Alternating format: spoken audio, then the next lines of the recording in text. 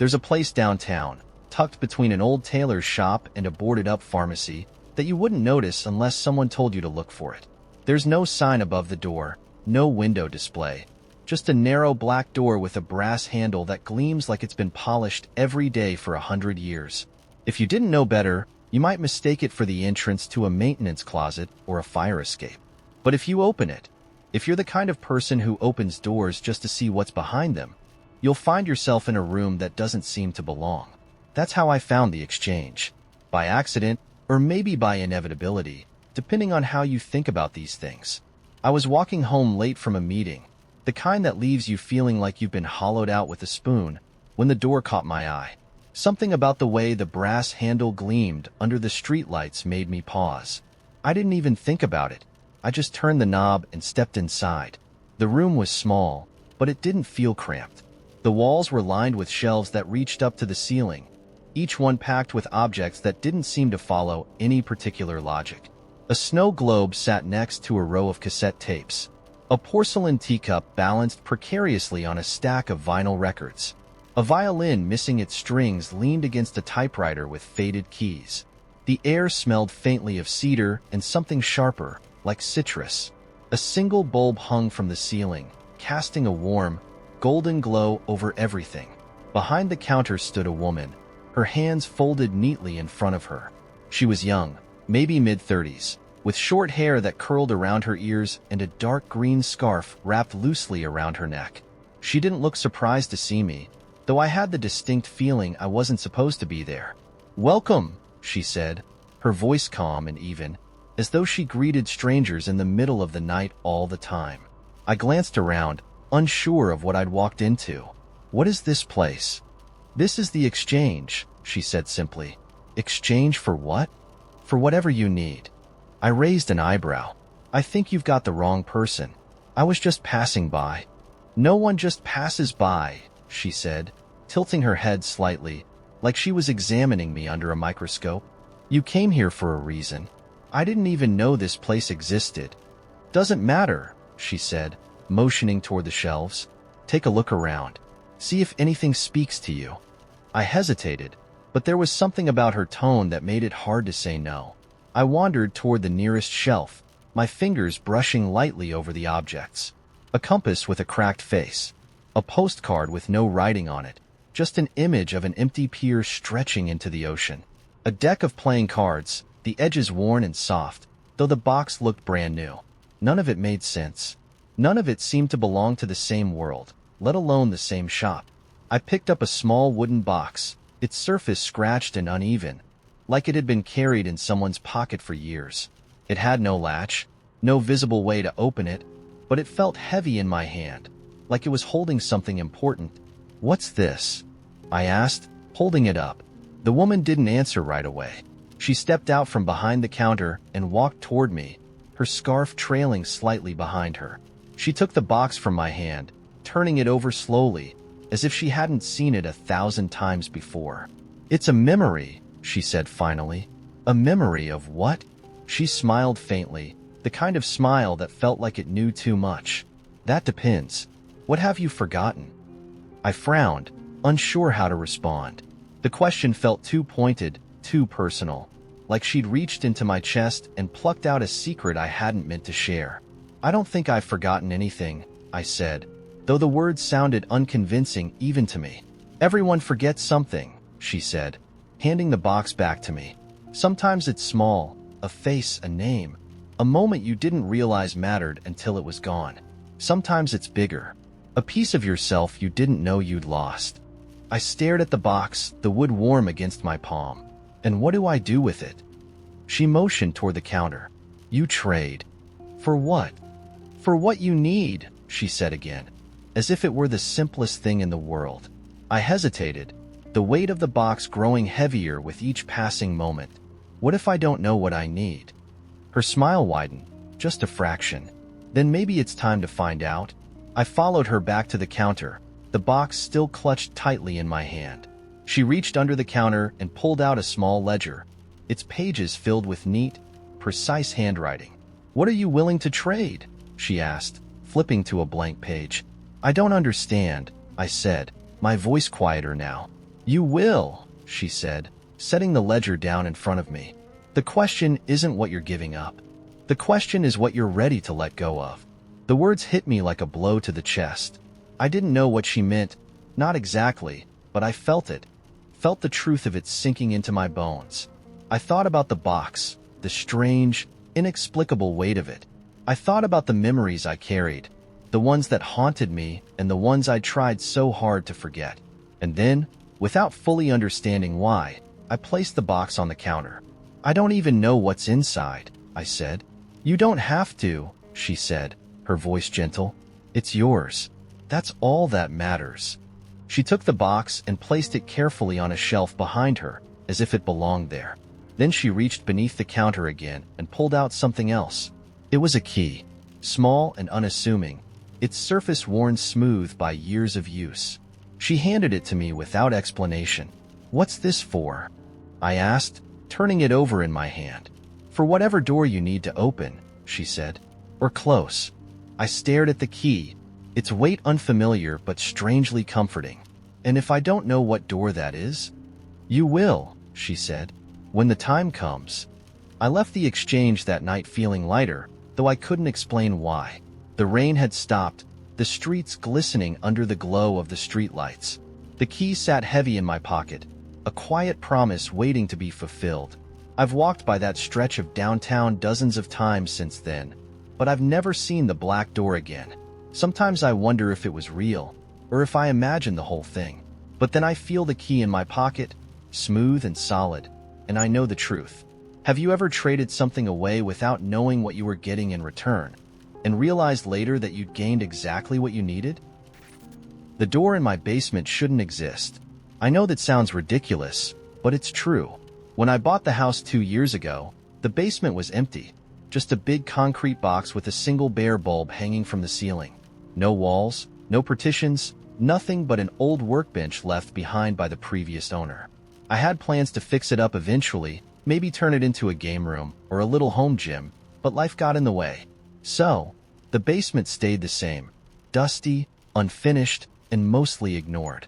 Until last Thursday. I'd gone downstairs to look for my toolbox. I don't even remember what I needed it for. Something mundane, like tightening a loose cabinet hinge. I hadn't been down there in weeks, maybe months. The moment I flipped the light switch, I saw it. A door set into the far wall. It wasn't there before. I'm absolutely sure of that. The wall had always been a solid slab of cinder block, painted a dull gray. But now there was a door, and it looked old. The wood was dark and warped, its surface scarred with scratches and deep gouges, like someone had dragged something heavy across it over and over. The handle was brass, tarnished and worn, and the edges of the doorframe were slightly uneven, as though the door had been crammed into the wall by force. For a long moment, I just stood there, gripping the toolbox I'd come to retrieve, my heart pounding. I told myself it had to be some kind of prank. Maybe one of my friends had installed it as a joke, though that didn't make sense. None of them had a key to the house, and I couldn't imagine any of them going to the trouble of breaking in just to mess with me. Still, the door didn't look new. It looked like it had been there for decades, forgotten and decaying. I walked closer, my footsteps echoing on the concrete floor.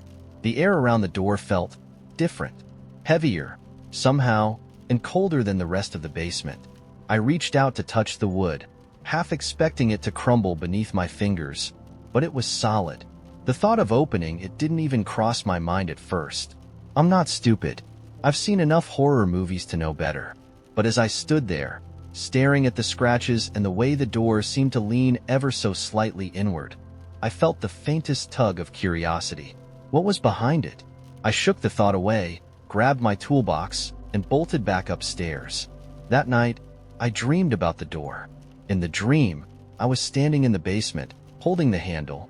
The light bulb overhead was flickering, casting the room in and out of shadow. My hand was trembling, but I couldn't stop myself. I turned the handle and pushed the door open. The other side wasn't another room. It wasn't even part of the house. It was a void, vast and dark, stretching out in all directions. The air inside was thick and wet, clinging to my skin like a cold breath, and the ground beneath my feet wasn't concrete anymore. It was soft, spongy, like walking on moss. Shapes moved in the distance, tall and thin, their outlines shimmering faintly against the darkness. They didn't have faces, but I could feel them looking at me, their attention sharp and heavy like the weight of 1,000 eyes. One of them stepped closer, its limbs bending and twisting in ways that didn't make sense, and I heard a sound. A low, guttural hum, like the beginning of a growl.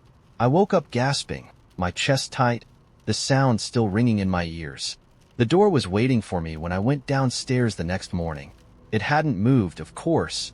It was still set into the far wall, still warped and scarred, still utterly out of place. But it felt closer, somehow, like it was leaning toward me. I tried to ignore it. I went about my day, running errands, meeting a friend for lunch, cleaning the house. But the door lingered in the back of my mind, tugging at the edges of my thoughts. By the time the sun set, I knew I wasn't going to be able to leave it alone. Armed with a flashlight and a crowbar, I crept down the basement stairs, my breath fogging in the cold air. I told myself I was just going to pry it open, see what was behind it, and then board it up. I couldn't just leave it there. The handle was ice cold beneath my fingers, and the wood creaked as I turned it. The door swung inward, slowly, groaning on its hinges. The void was there, just like in my dream. The same oppressive darkness, the same wet, clinging air.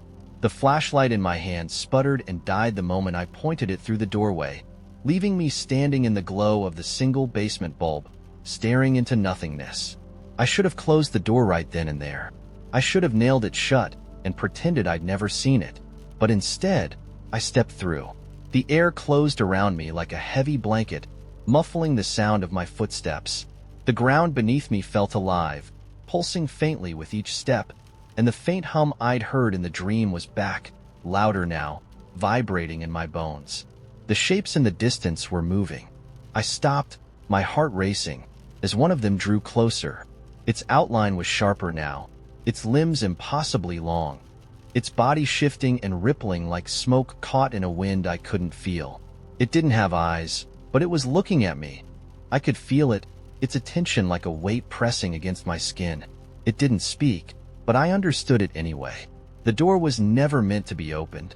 I turned and ran, the hum rising into a roar as the ground beneath me pulsed harder, heaving with each step. The doorway was a faint rectangle of light in the distance, and I sprinted toward it, my lungs burning, my legs threatening to give out. The shapes were behind me, their movements faster now, jerking and stuttering like they were skipping through time. I stumbled through the door and slammed it shut behind me, falling to the floor of the basement. The roar stopped. The air was still, the basement silent except for the sound of my ragged breathing. I pushed myself to my feet and stared at the door. It looked the same as it had before. Old, scarred, out of place. But now there was something else. The scratches on the wood weren't random. They were words. It's open now. I didn't sleep that night. This morning, the door is gone. The wall is solid again. No sign that it was ever there. But the hum hasn't stopped. It's faint, just at the edge of my hearing, but it's there. And sometimes, when I look at the wall, I think I see it leaning. The village of Harrow's End wasn't on any map. Travelers didn't stumble across it, and locals rarely spoke of it. It existed like a smudge in the corner of a page, overlooked, almost forgotten, except by those who needed it. If someone found themselves there, it was because they were meant to be. That's what the old woman told Ben when he arrived, soaked and shivering. After following the wrong road too far into the mist, the woman ran the only inn in the village, a squat building with uneven beams and a sign swinging in the damp wind that read The Last Hearth. Ben didn't ask why it was named that. He was too cold, too tired, and too bewildered by how the road he'd been driving for hours simply ceased to exist behind him. "Tea," she said, setting a steaming cup in front of him as he sat at the rickety table near the fireplace. "Warm you up?" "Thanks," Ben mumbled, wrapping his hands around the cup. "This place, Harrow's End, you called it?" The woman nodded. Her eyes were sharp despite the creases that fanned out from them like tiny rivers. "Few come here on purpose." Ben chuckled nervously. "I guess I'm not one of them. Took a wrong turn somewhere, I think." She didn't smile. "No wrong turns here." Her words lingered in the air like smoke. Ben tried to shrug them off, sipping the tea, which was stronger and earthier than he was used to. It grounded him, though, the warmth unfurling in his chest like a second heartbeat.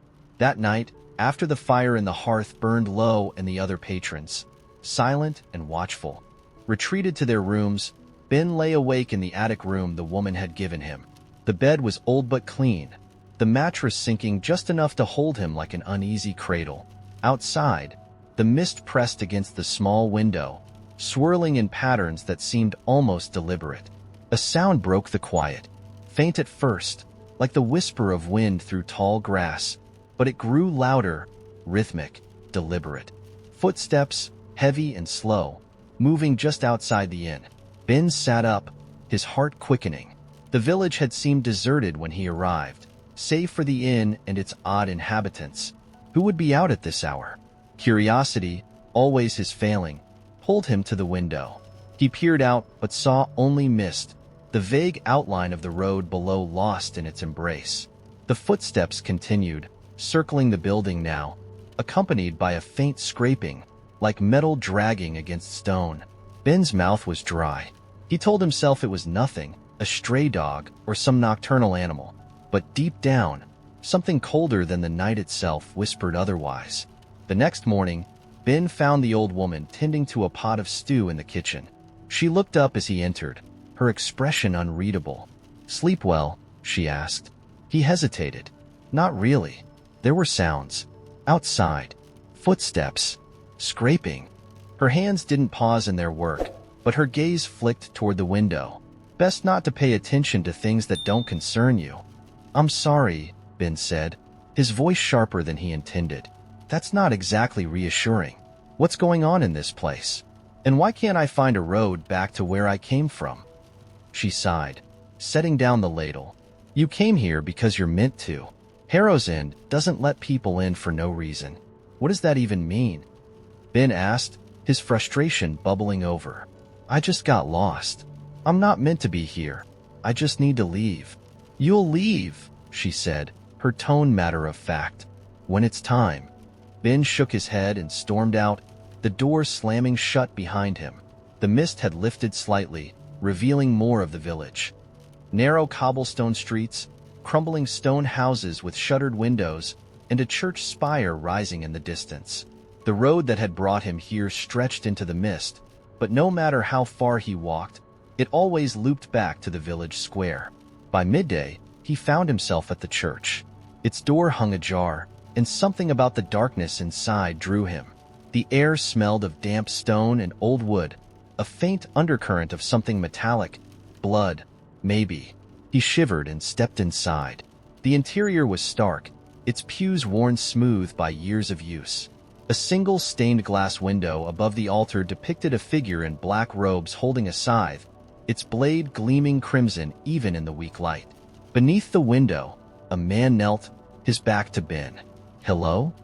Ben called softly. The man rose slowly, his movements deliberate, and turned. His face was thin, his eyes shadowed. But there was something else, something wrong.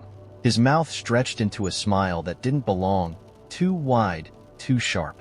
"You're not ready yet," the man said, his voice rasping like leaves dragged across pavement. Ben stumbled back.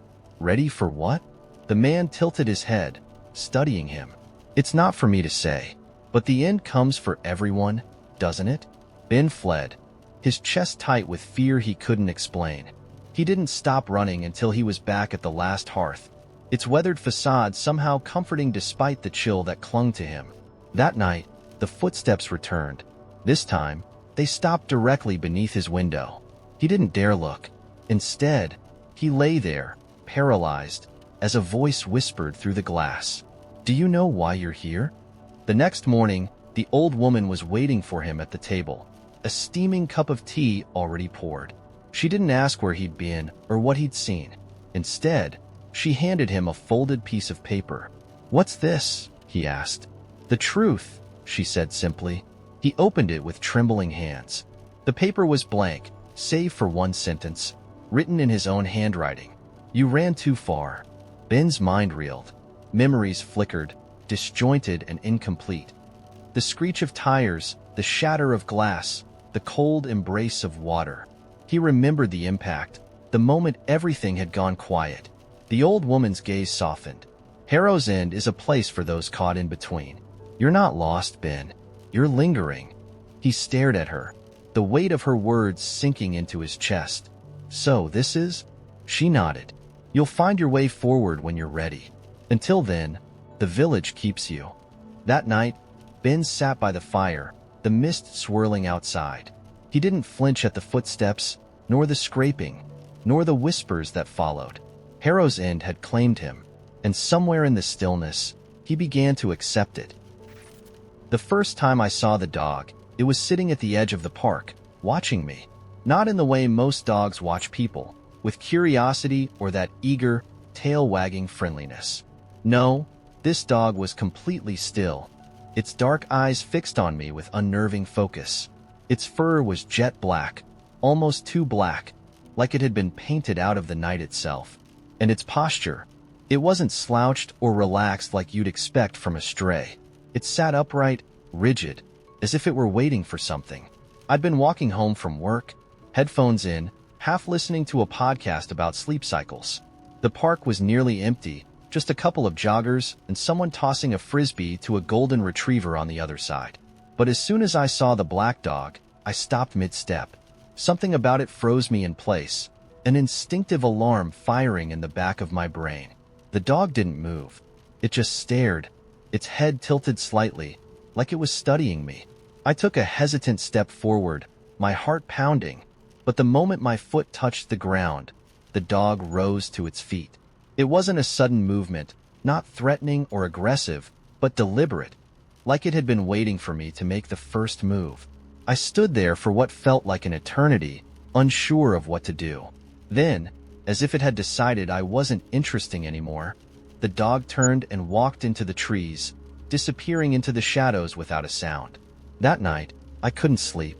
I lay in bed, staring at the ceiling, replaying the moment over and over in my mind. There was no reason for the dog to unsettle me so much, but it did. It wasn't just the way it looked or the way it moved. It was the feeling it left behind, like an invisible thread had been tied between us and was now tugging at the edges of my thoughts. The next day, I told myself I was being ridiculous. It was just a dog. A stray, probably. Maybe someone's lost pet.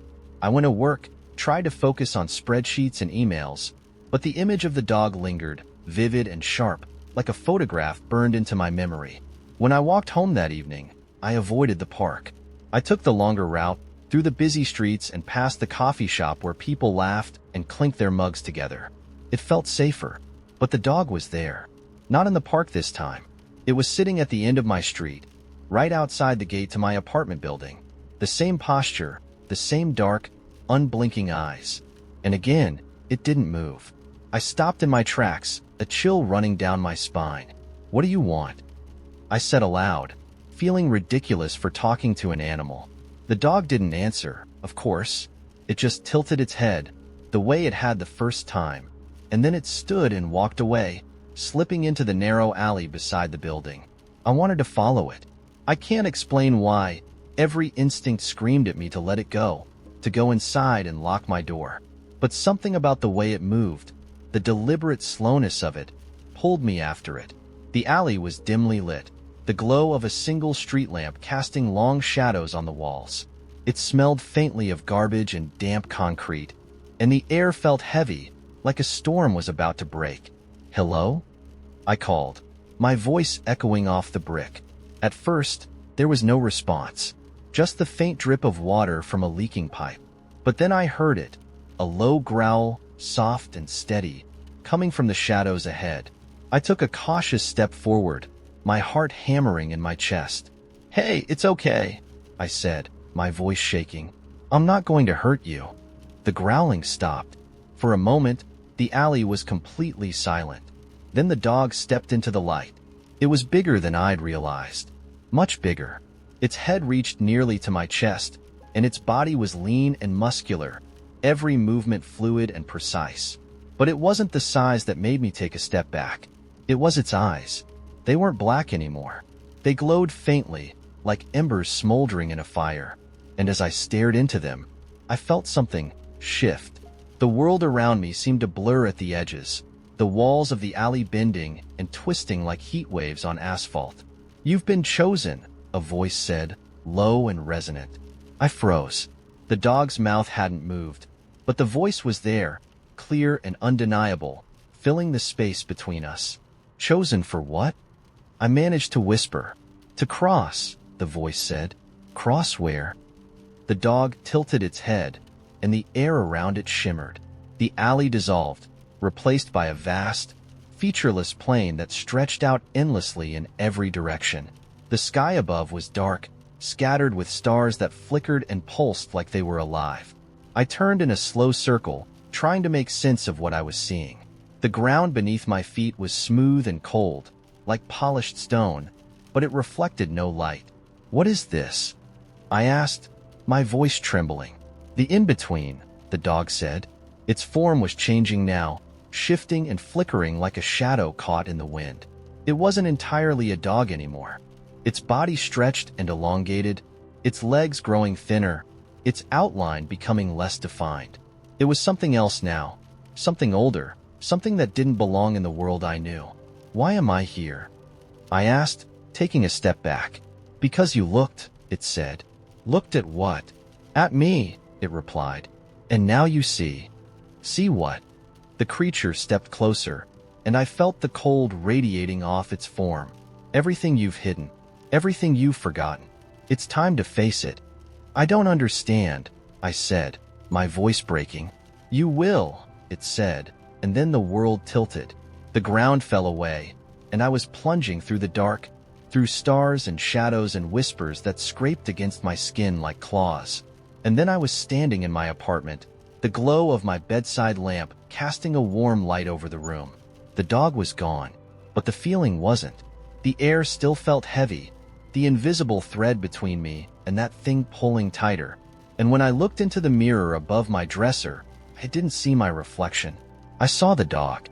It was sitting in the park again, watching me. Only this time, its eyes weren't glowing embers. They were my eyes, and they were waiting.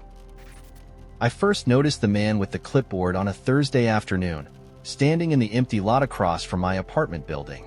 It wasn't unusual to see people there. It's one of those lots that exists in a perpetual state of transition, as if it's waiting for the universe to decide what it wants to be. Overgrown grass, cracked concrete, a couple of weathered signs that promise development coming soon, but have been there so long the ink is starting to fade. Usually, people cut through it on their way to somewhere else, heads down, earbuds in, footsteps hurried. But this man was just standing there, perfectly still, clipboard in hand, like he was taking stock of something only he could see. I watched him from my kitchen window as I poured myself a cup of coffee. He wasn't doing anything, not really, just looking around, scribbling something occasionally. He was wearing a suit, which felt like the wrong uniform for a place like that.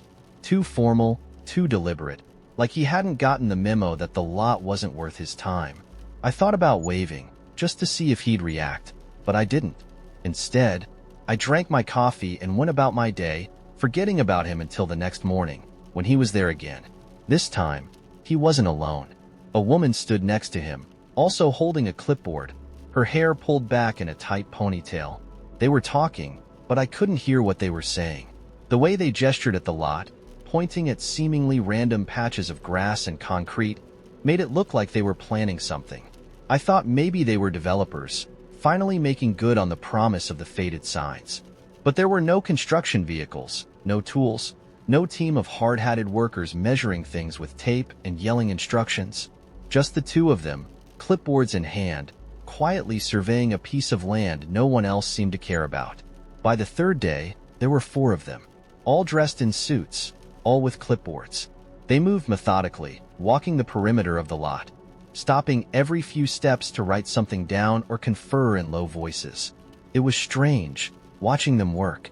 They weren't acting like developers, or surveyors, or anyone else who might have a reason to be there. They were too calm, too precise. Like whatever they were doing required a kind of focus that went beyond the usual hustle of urban life. I told myself it wasn't any of my business. People plan things all the time, and not every mystery is worth solving. But I couldn't stop watching them. Every morning, I'd stand at my window with a cup of coffee, waiting to see if they'd show up, and every morning they did. By the end of the week, there were 7 of them, spread out across the lot like chess pieces. They'd started bringing tools, tripods with small devices mounted on top, metal stakes they hammered into the ground, rolls of thin wire that gleamed in the sunlight. But it still didn't look like construction. It looked like something else entirely. I thought about going down there to ask what they were doing, but I never worked up the nerve. There was something about them that made me hesitate. Not fear, exactly, but a kind of uncertainty. Like if I got too close, I'd be breaking some unspoken rule. So I stayed in my apartment and watched, waiting for them to leave so I could forget about them. But they didn't leave.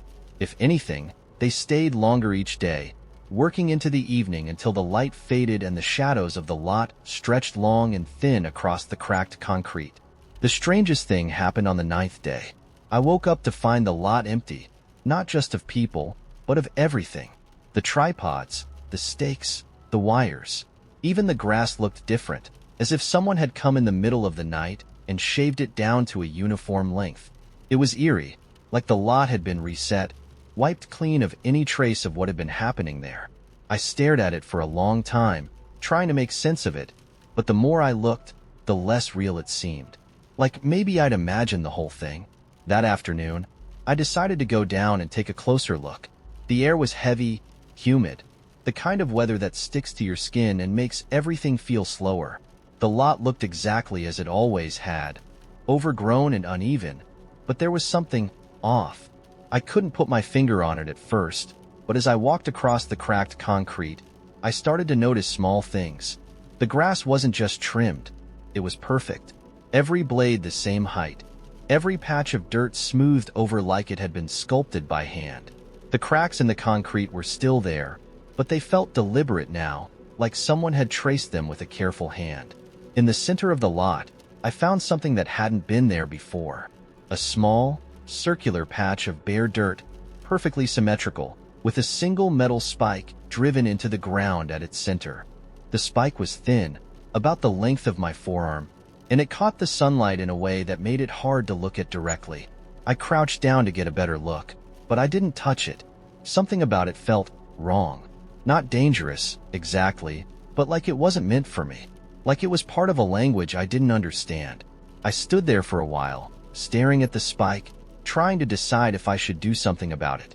Call someone, maybe. The city, or the landlord, or whoever was supposed to be in charge of strange metal spikes appearing in vacant lots. But I didn't. Instead, I went back to my apartment and sat by the window, waiting to see if the people with the clipboards would come back. They didn't. Over the next few days, the lot became the focus of my thoughts. I couldn't stop thinking about it, about the spike in the grass and the way everything felt like it had been scrubbed clean. I tried telling a friend about it over coffee, but she just laughed and said I was overthinking it. "It's probably just some weird art installation," she said. "You know how people are." But it didn't feel like art. It felt like something else. A week later, the spike was gone. The lot went back to looking like it always had. Overgrown, uneven, empty.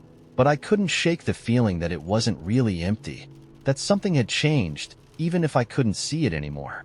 Every time I looked at it, I felt like I was on the edge of understanding something, like there was a thread dangling just out of reach, waiting for me to pull it. I don't know what happened in that lot, or who the people with the clipboards were, or why they disappeared as suddenly as they came. But sometimes, when I can't sleep, I sit by the window and watch the lot, waiting for something to happen. And sometimes, in the middle of the night, I think I see movement, shadows shifting in the darkness, shapes I can't quite make out. Maybe it's just my imagination, or maybe the lot isn't as empty as it seems. The city didn't have a name, at least, not one that anyone knew. It wasn't on any maps, and no roads led there. You found it, or it found you, when you were on the edge of something. A mistake, a decision, or a question too heavy to carry alone. The first time I saw it, I was driving back from a meeting that had gone worse than I cared to admit, the kind where your hands grip the wheel too tightly because you can't stop replaying what you should have said. I wasn't lost, not in the conventional sense. I knew the highway well enough, knew the exits and landmarks that had become routine. But then the signs changed. Not gradually, not in the way you'd expect if you missed a turn, but all at once. The names were unfamiliar, the symbols unfamiliar. The air outside the car seemed to thicken, the landscape shifting from familiar suburban sprawl to something else. Buildings too tall, lights too sharp, shadows too deep. There was no decision to enter the city. One moment I was driving through the outskirts of what I thought was familiar, and the next, I was in its heart. The streets were silent, but not empty.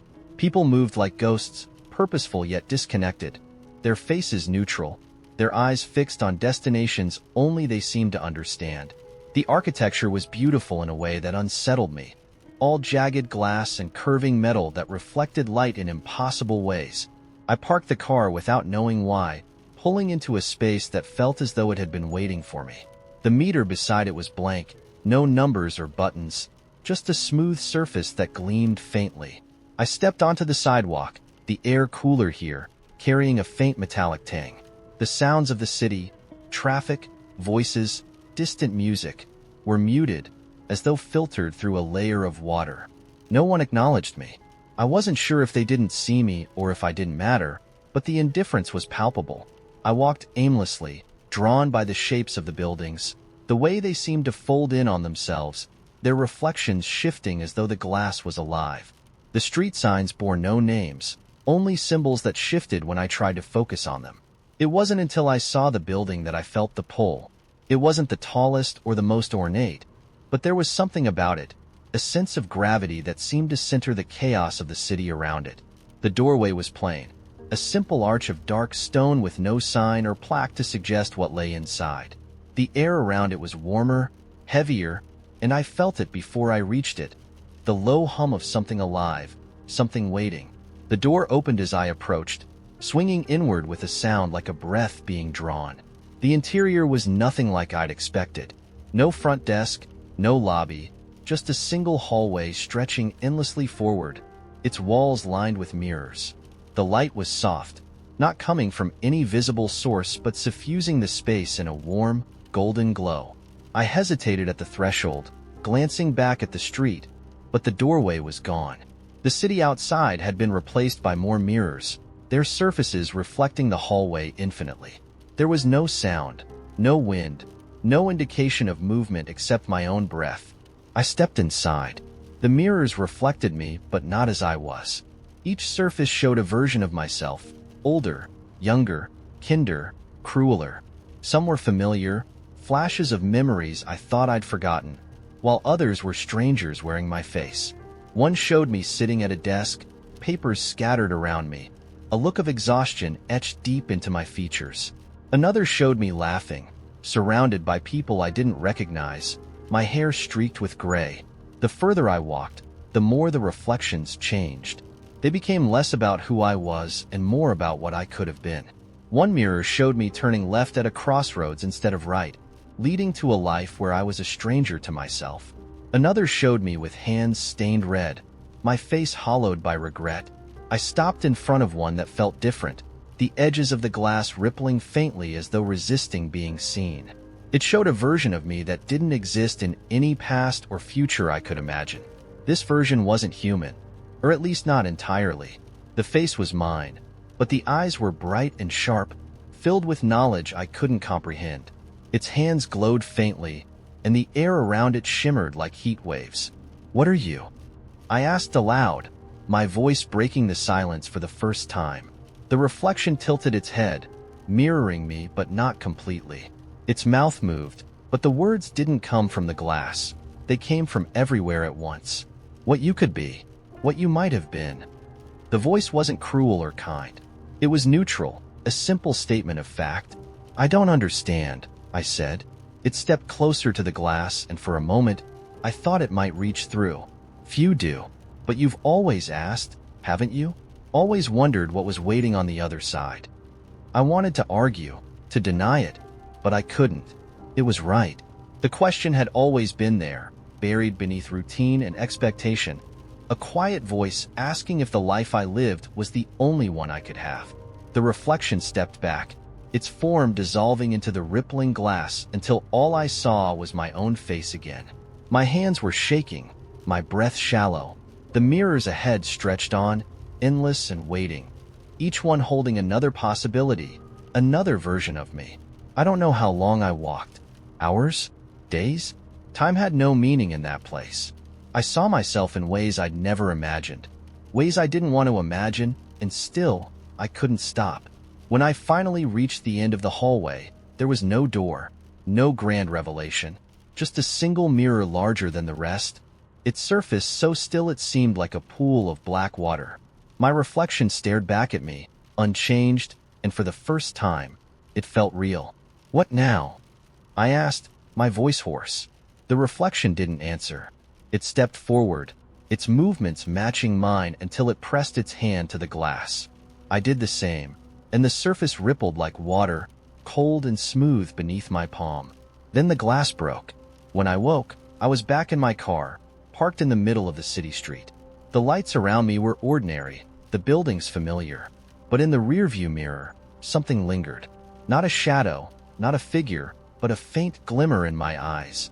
A memory of the mirrors, of the choices, of everything I'd seen. The city was gone when I looked back, the road ahead stretching endlessly into the night. When I woke up, there was a perfectly round hole in the middle of my bedroom wall. Not a crack or some accident from the neighbors doing late-night renovations. No, this was deliberate. The edges of the hole were smooth and precise, like it had been cut by a laser. It was about the size of a dinner plate, and behind it, instead of insulation or drywall or whatever's supposed to be inside walls, there was just blackness.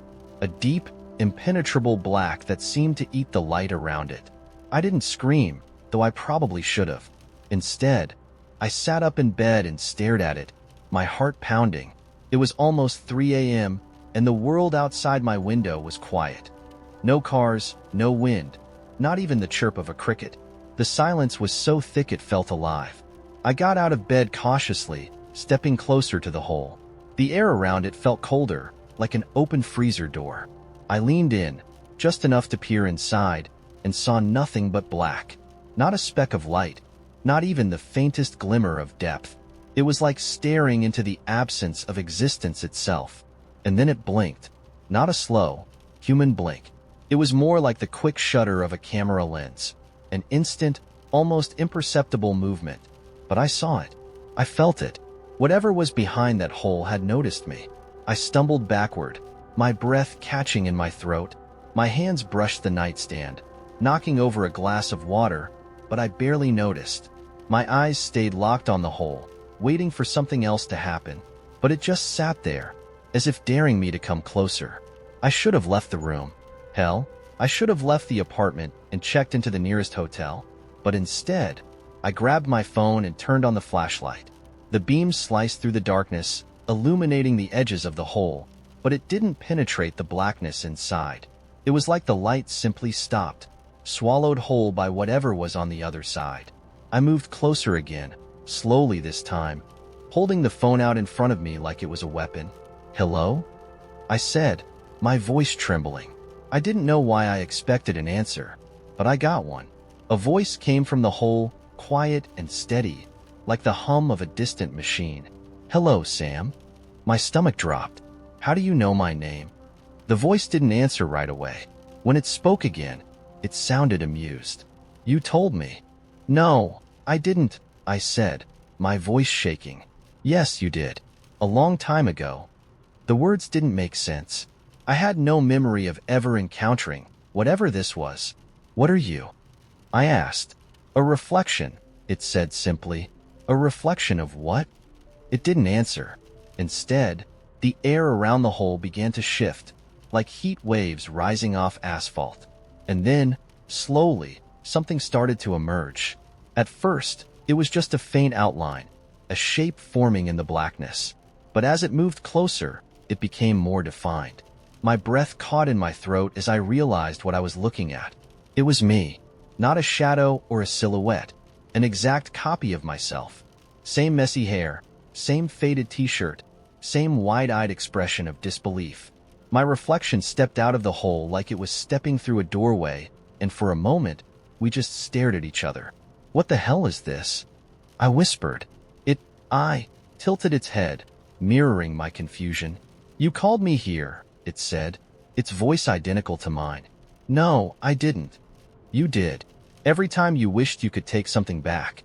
Every time you wondered what would have happened if you'd made a different choice. Every time you wanted to be someone else." I felt a chill run down my spine. "That doesn't make sense." "It doesn't have to," it replied, stepping closer. "You invited me in. Now I'm here. What do you want?" I asked, taking a step back. "To trade places." The words hung in the air like smoke. I stared at me, trying to process what I just heard. "You're joking," I said, though my voice was barely a whisper. It smiled, and the expression was so familiar it made my skin crawl. "Isn't that what you've always wanted? To step away from yourself? To leave it all behind?" "No," I said, but the word felt hollow. "Are you sure?" it asked, raising an eyebrow. "Think about it. No more regrets. No more mistakes. You can start fresh, wherever this goes." It gestured toward the hole, which still pulsed faintly behind it, like a doorway waiting to be used. I shook my head, backing away further. "This is insane. You're not real. You're not real." It took another step forward, its movements calm and deliberate. "I'm as real as you are. Maybe more." I bumped into the wall, my heart pounding in my chest. "Why would I trust you?" Its smile widened. "You don't have to trust me. You just have to decide." And then it stopped, standing perfectly still, its eyes locked on mine. For a long moment, neither of us moved. My mind raced with 1,000 thoughts, none of them making any sense. The thing standing in front of me, this impossible copy of myself, wasn't threatening me, wasn't forcing me. It was just waiting. I glanced at the hole, the blackness still swirling faintly at its edges. A doorway to somewhere else. Somewhere unknown. I thought about my life, the job I hated, the relationships I'd screwed up, the choices I regretted. The idea of walking away from all of it was tempting. Terrifying, but tempting. "Will it hurt?" I asked, my voice barely audible. The reflection shook its head. "Not at all." I hesitated, my hand hovering in the air between us. Its eyes flicked to my hand, and for a moment, I thought I saw something else there. Something deeper, darker, hidden behind its calm expression. But the moment passed, and it was just me again, waiting for an answer. I didn't move. My hand stayed frozen in the air, and as the seconds stretched on, the reflection's smile began to fade. "You're afraid," it said, its voice softer now. "Maybe," I admitted. "That's okay," it said. "I'll wait." And then, without another word, it stepped backward into the hole. The blackness rippled as it disappeared, and the wall closed behind it, leaving no trace that it had ever been there. I stood there in the silence, my heart still racing, and wondered if I'd made the right choice, or if I'd just missed my only chance to leave. It was 2 days after I moved into my new apartment when I realized the light switches didn't control the lights. They controlled something else. The place had seemed fine when I first toured it. Small but cozy, with creaky floors that gave it character and a faint smell of old wood that reminded me of my grandparents' house. The landlord had been in a rush, but he handed me the keys with a grin and said, "Make yourself at home. Just, don't overthink anything." I'd laughed, assuming he was joking. I should have paid more attention. The first night, everything was normal. I unpacked half of my things, made instant ramen, and sat on the couch scrolling through my phone until I fell asleep. The next day, I finished unpacking and realized the kitchen light wasn't turning on. I flipped the switch a few times, up and down, but nothing happened. No light, no click, no hum of electricity. I assumed the bulb was dead and made a mental note to replace it. But then I noticed something strange. Every time I flicked the kitchen switch, I heard a faint sound coming from somewhere else. Not in the room. Somewhere distant, muffled, like it was coming from inside the walls. It was subtle at first, a soft, rhythmic thunk that I could have written off as the old building settling or the pipes clanking. But the more I flicked the switch, the clearer it became. It wasn't random. It was deliberate. Curiosity got the better of me. I walked into the living room, and flicked the switch near the front door. The overhead light didn't turn on. No surprise there. But I heard something else. The unmistakable squeak of a hinge. I froze, my hand still on the switch. The sound had come from the bathroom. I crept toward it, my pulse quickening. The door was open just a crack, exactly how I'd left it, but I could swear I'd heard it move. I flicked the switch again, and this time I watched as the bathroom door shifted slightly, the hinge squeaking in perfect sync with the motion of my hand. I stared at the door, my mind racing. The light switches weren't controlling the lights. They were controlling the apartment. It didn't make sense, but then again, none of this did.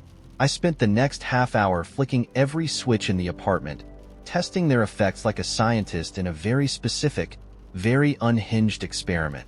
The switch in the kitchen controlled the radiator in the bedroom, making it hiss and clank like it was alive. The one in the bathroom opened and closed the closet door, each flick inching it forward or backward like it was on an invisible track.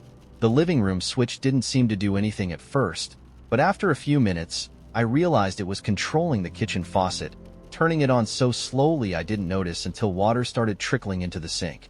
By the time I finished, I was equal parts fascinated and unsettled. The switches were connected to everything except the lights. I should have called the landlord. I should have demanded answers, but I didn't. Part of me was scared of what he might say. Another part of me liked it. There was something oddly satisfying about figuring out how my apartment worked, like I'd stumbled onto a secret only I was meant to discover. For a while, I treated it like a game. I started flicking switches just to see what would happen, experimenting with combinations and patterns. If I flipped the bathroom switch twice and then the kitchen switch once, the bedroom window would slide open an inch. If I alternated between the living room and the bathroom switches, the ceiling fan would start spinning, even though I didn't have a ceiling fan. It was bizarre. It was fun. Until the night I flicked the wrong combination. I was sitting on the couch, bored out of my mind, when I decided to try something new. I flicked the living room switch 3 times, followed by the kitchen switch once and the bathroom switch twice. At first, nothing happened. Then I heard it. A deep, low rumble, like a distant thunderstorm rolling in. It came from beneath the floor, vibrating through the walls and rattling the glass on the coffee table. I jumped to my feet, my heart pounding. "Okay," I said aloud, my voice trembling. What the hell was that? The rumbling grew louder, more urgent. It felt like the whole apartment was alive, like something massive was shifting and groaning just out of sight. I flicked the switches back, desperate to undo whatever I'd done. Living room, bathroom, kitchen, nothing worked. The rumbling didn't stop. Then I heard the knock. It came from the front door, sharp and deliberate, cutting through the noise like a blade. I froze, staring at the door. No one had buzzed up. No footsteps in the hall. Just that single, impossibly loud knock. Another knock followed, louder this time, shaking the door in its frame. "Who's there?" I called out, my voice shaking. No answer. Just another knock, so forceful it made the pictures on the wall rattle. I didn't move. I didn't breathe. The air felt heavy, electric, like the moment before a lightning strike. Then, just as suddenly as it started, the knocking stopped. The rumbling faded. The apartment went silent. I waited for what felt like hours, listening for any sign of movement. When I finally worked up the courage to check the peephole, there was no one there. Just the empty hallway, dimly lit by the flickering bulb in the ceiling. I didn't sleep that night. The next morning, I called the landlord. "Hey," I said, trying to sound casual. "This might be a weird question, but is there anything unusual about the light switches in this place?" There was a long pause on the other end of the line. "You've been playing with them, haven't you?" he said finally, his voice low and tired. "What does that mean?" "You weren't supposed to mess with the switches," he said. "I told you not to overthink things." "No, you didn't." I snapped. "You said not to overthink anything, which is vague as hell, by the way. What's going on with this apartment?" The landlord sighed. "It's complicated," he said. "Just don't touch the switches anymore. I mean it. Leave them alone, or you'll regret it." Before I could ask him anything else, he hung up. I haven't touched the switches since. The apartment feels different now, heavier, like it's waiting for something. I still hear noises sometimes. Faint creaks and groans, the occasional soft knock at the front door. I try to ignore them, but some nights, when the silence stretches too long, I catch myself staring at the switches, my hand itching to reach for them. Would you flip them again? Because I don't know how much longer I can resist. The clock in the train station had stopped at exactly 2:17 p.m.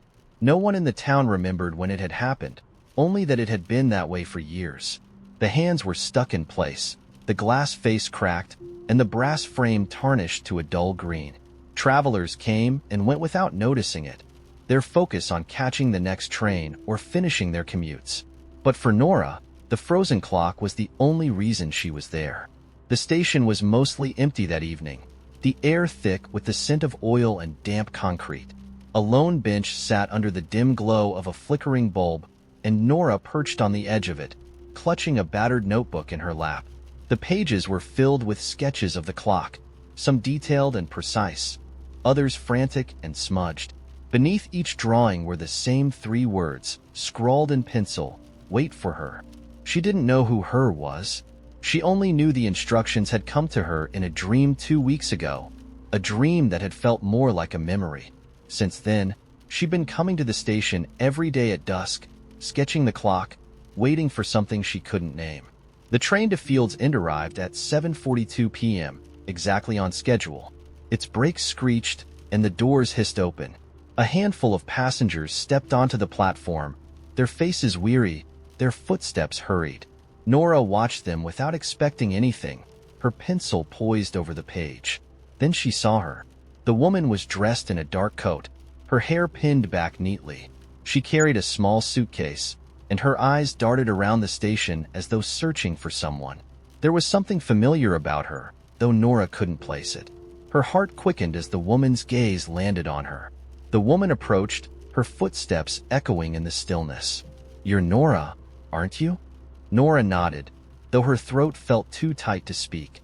The woman sat beside her, setting the suitcase down carefully. "You've been waiting for me." It wasn't a question. "I think so," Nora said finally, "but I don't know why." The woman smiled faintly, though it didn't reach her eyes. "Then we have that in common."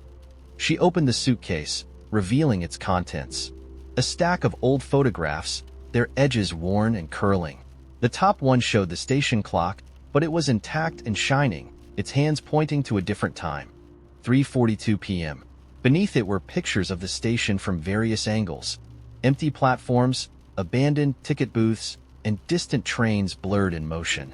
Nora picked up the top photograph, her fingers brushing the edges.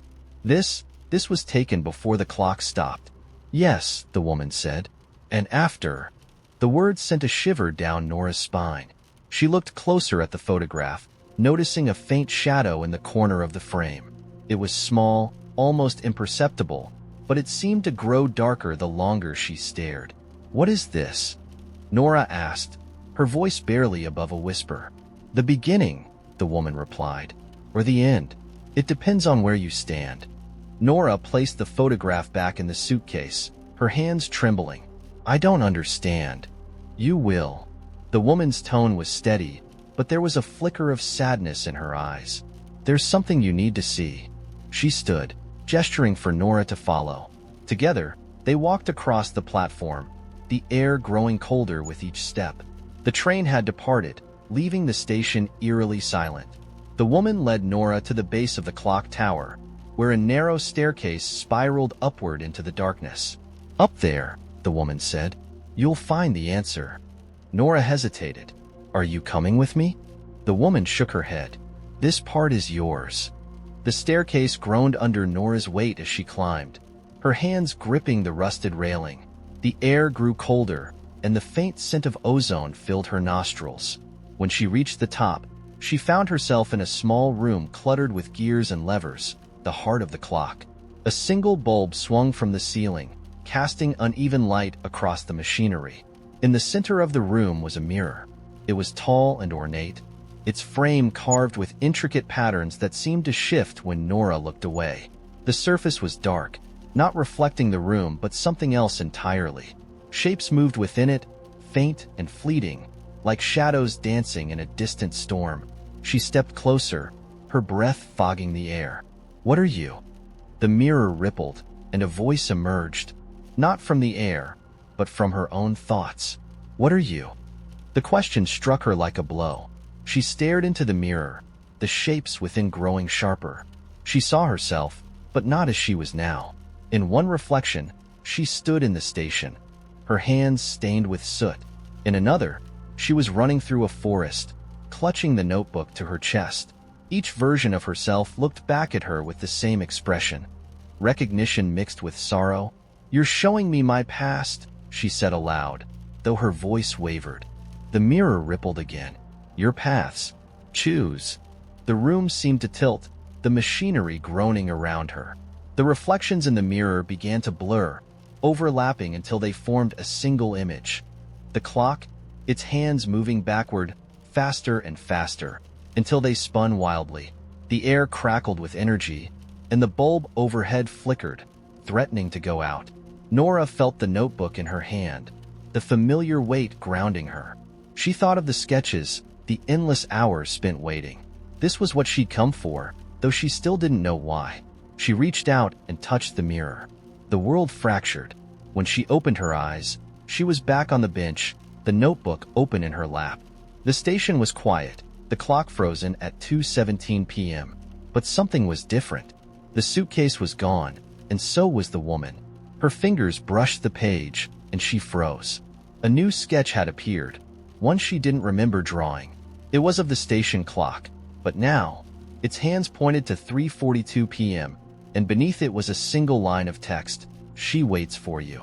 Nora looked up at the clock, its silent face looming overhead. For the first time, she noticed the faint outline of a figure reflected in the cracked glass. A woman in a dark coat, her gaze steady and unyielding. The clock began to tick. "There's a hill behind my parents' house that we used to call the Echo Spot. It wasn't a particularly big hill, just a steep rise at the edge of the woods where the ground turned rocky and uneven.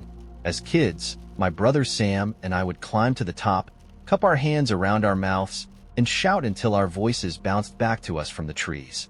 But the thing about the Echo Spot was that it didn't just echo your voice. Sometimes, it would echo something else entirely. The first time it happened, Sam and I were about 9 and 11, old enough to have outgrown make-believe, but young enough to still half believe in magic. It was summer, and the air was thick and heavy with the scent of pine. We were taking turns yelling into the trees, trying to outdo each other with who could get the loudest or weirdest echo. Sam went last, shouting, "I'm the king of the hill." A second later, the echo came back, "I'm the king of the hill." But it wasn't Sam's voice. It was close, sure. The pitch was right, the words the same. But there was something off about it, like hearing yourself on a recording for the first time. It sounded flat, hollow, and just a little too far away. "Did you hear that?" Sam asked, looking at me with wide eyes. "Yeah," I said, though I wasn't sure what I'd heard. "We went home and told our mom, but she just laughed and said it was probably a bird or the wind playing tricks on us." Sam wanted to believe her, but I wasn't so sure. I'd never heard an echo sound like that before, and I haven't since. For a while, we didn't go back to the Echo Spot. It wasn't that we were scared, exactly. It was more like we didn't want to push our luck. Whatever had happened that day, it felt like something we weren't supposed to mess with. But curiosity has a way of wearing down caution. A few months later, on a crisp October afternoon, we found ourselves climbing the hill again. This time, Sam brought along an old tape recorder he'd found in the attic. He said he wanted to see if the echo would sound the same on tape. We took turns shouting into the trees, pausing after each one to play back the recording. At first, everything sounded normal. My hello came back as hello. Sam's testing sounded exactly like him. Then Sam got an idea. "What if we ask it a question?" he said. I shrugged. "Like what?" "I don't know," he said, thinking. "Something simple." He turned back toward the trees, cupped his hands around his mouth, and shouted, "What's your name?" For a moment, there was nothing. Then the echo came back. "What's your name?" Sam and I stared at each other, the hairs on the back of my neck standing up. "Let's try another," he said, his voice quieter now. He leaned forward again and shouted, "Where are you?" This time, The echo didn't repeat the question. Instead, it answered, "Here." It wasn't loud. In fact, it was barely more than a whisper, like someone speaking from the far end of a long hallway. But it was clear enough that we both heard it. Sam dropped the tape recorder. "We need to go," he said, his voice shaking. I didn't argue. That night, we listened to the tape in his room, huddled under a blanket with the recorder between us. The first part sounded normal. Our voices, the echoes, the crunch of leaves underfoot. But when we got to the part where Sam asked, "Where are you?" the tape crackled with static, and the whisper was gone. "I told you it wasn't real," Sam said, though he didn't sound convinced. But I couldn't stop thinking about it. Over the next few years, the echo spot became something of an unspoken taboo between us. We never went back, never talked about it. It was easier that way. We grew up, went to college, started building lives that had nothing to do with strange echoes on forgotten hills. And then, a month ago, Sam disappeared. I got the call from his wife, Claire, who was frantic. He'd left the house to go for a run, something he did every Saturday morning, but he hadn't come back. His phone was off, his usual route was empty, and the police weren't finding any leads. I flew back to our hometown as soon as I heard, staying with my parents while we tried to figure out what to do. The days passed in a blur of worry and helplessness, and every night, I found myself lying awake, staring at the ceiling, thinking about Sam. And then, one night, I heard it. I was lying in bed when the sound drifted through the open window. Here, it was faint, almost swallowed by the wind, but I knew that voice. I grabbed a flashlight and ran out into the yard, the beam of light bouncing wildly as I sprinted toward the woods. My breath came in ragged gasps, my heart pounding in my chest. When I reached the hill, I stopped. The echo spot looked the same as it always had, quiet, unassuming, just a patch of rocky ground surrounded by trees. But the air felt different, heavier somehow, like the world was holding its breath. I stood at the top of the hill and shouted, "Sam!" The echo came back almost immediately, "Sam." I tried again, "Where are you?" This time, there was no delay. The answer came back clear and sharp, "Here." I turned in a slow circle, shining my flashlight into the trees. "Show yourself," I shouted, my voice cracking. The wind picked up, rustling the leaves, and then I saw it. At the edge of the clearing, just beyond the reach of my flashlight, a figure stepped out from the shadows. It was tall and thin, its shape human but wrong in ways I couldn't quite name. Its head tilted to the side, watching me with a stillness that made my stomach churn. "Sam?" I whispered. The figure didn't move, but I heard his voice again, faint and distant. "Here." I wanted to run, but my legs wouldn't listen. I stood frozen as the figure took a step closer, its movements slow and deliberate. The flashlight flickered in my hand, and for a moment, I thought I saw something familiar in its face. A glimpse of my brother's eyes, his lopsided grin. Then the light went out. When I woke up, I was lying at the bottom of the hill, the morning sun filtering through the trees. My head throbbed, and my clothes were damp with dew. There was no sign of the figure, no sign of Sam. I told the police what happened, but they didn't believe me. They said I must have fallen and hit my head, that the stress of Sam's disappearance was messing with my mind. But I know what I heard. I've been back to the echo spot every day since, shouting his name into the trees, waiting for the voice to come back. It hasn't. Here's my question. If someone you love called to you from a place you didn't understand, would you follow? Even if you didn't know where it would lead? Even if it meant you might never come back? The letter arrived on the kind of day that felt like it wasn't meant to exist. A Tuesday so gray and muted it seemed to dissolve into itself. Even the air tasted flat, like the world had gone stale overnight. I was home from work early, nursing a lukewarm cup of coffee at my kitchen table, watching the shadows from the blinds stretch across the floor as the sunlight tried and failed to break through the clouds. The envelope was on my doorstep when I went to grab the mail. Thin, unassuming, with no return address and my name written in a tight, meticulous script that seemed older than the paper it was written on. Inside was a single card, printed with a map. No words, no instructions, just a map showing a road I didn't recognize leading to a red X at what appeared to be the edge of a forest. I stared at it for a while, flipping it over to find the back blank. A prank, I thought, or a mistake. Someone had slipped this into the wrong mailbox, or else they were playing some elaborate joke on me. I tossed it on the counter and forgot about it until the next day. The second envelope came just as the first storm hit. The wind rattled my windows, and the rain beat down in relentless waves as I sat on the couch, pretending to read a book, but mostly just letting my eyes blur over the same sentence again and again. The knock at the door startled me. No one ever came to my apartment unannounced, especially not in weather like this. I opened the door to find no one there. Just another envelope, sitting on the welcome mat, its corners slightly damp.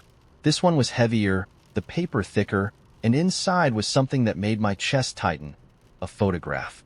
It was black and white, grainy but clear enough to see the details. A forest, dark and sprawling, with tall, ancient trees that looked almost human in the way their branches twisted and reached toward one another.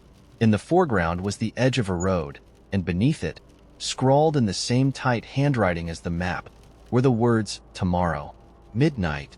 I didn't sleep much that night.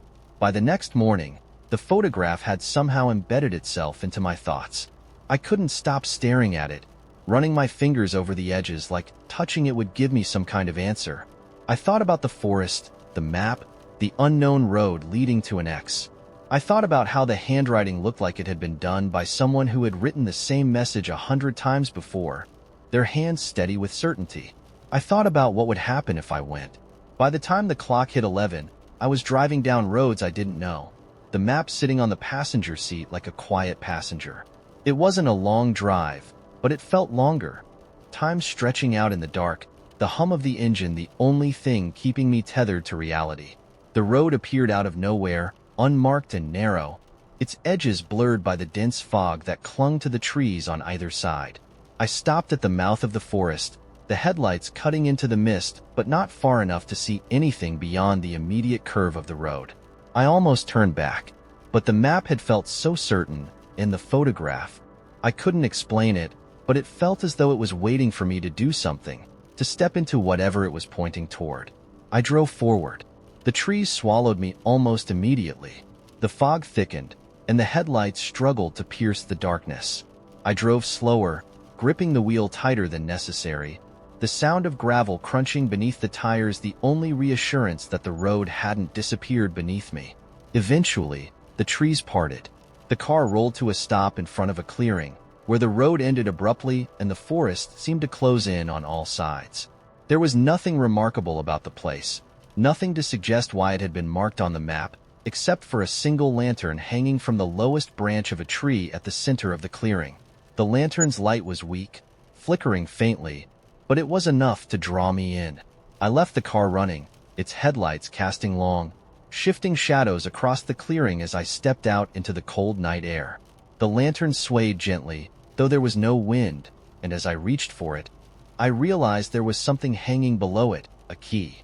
It was old, the kind of skeleton key you'd see in a museum or an antique shop, its metal tarnished and its edges worn smooth.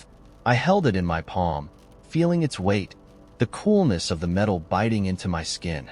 Behind me, the car engine sputtered and died. The clearing went silent. I turned back, my pulse quickening, but the headlights were still on, their beams cutting into the dark forest. I glanced toward the lantern, half expecting the key to have disappeared from my hand, but it was still there, heavy and cold. And then I saw it. In the light of the headlights, just beyond the edge of the trees, something moved. It wasn't an animal, too tall, too deliberate in its movements. The shadows flickered and shifted, bending unnaturally as it stepped forward, just enough for me to catch the edges of it. A figure, shrouded in something dark and flowing, its face obscured but its posture unmistakably human. I took a step back, clutching the key so tightly my knuckles ached. The figure didn't move any closer, but it didn't retreat, either. It just stood there, watching, waiting. The key in my hand grew warmer, the metal humming faintly, and when I looked down, I saw that it was glowing. Softly at first, then brighter, the light pulsing like a heartbeat. The figure tilted its head slightly, as if curious, and raised one hand, pointing toward the edge of the clearing. There was a door. It hadn't been there before. I was sure of it. A tall, wooden door, freestanding and weathered. Its surface etched with faint patterns that seemed to shift if I looked too closely. I took a step toward it, and the key grew hotter, the hum vibrating through my fingers. The figure remained still, its arm outstretched, as though urging me forward. I don't know why I didn't run. Maybe it was the key, the way it seemed to resonate with something deep inside me. Or maybe it was the door, the way it seemed to belong to this place in a way I couldn't understand. I stepped closer, the clearing falling unnaturally quiet as I reached for the door. The key fit perfectly, sliding into the lock with a smoothness that felt almost practiced, like it had done this before. When I turned it, the door creaked open, and the light from the lantern flickered out. There was no room beyond the door, no hallway or staircase or anything I could explain. Just darkness. But in that darkness, I could hear something. A faint melody, soft and distant, pulling at me like a memory I'd forgotten.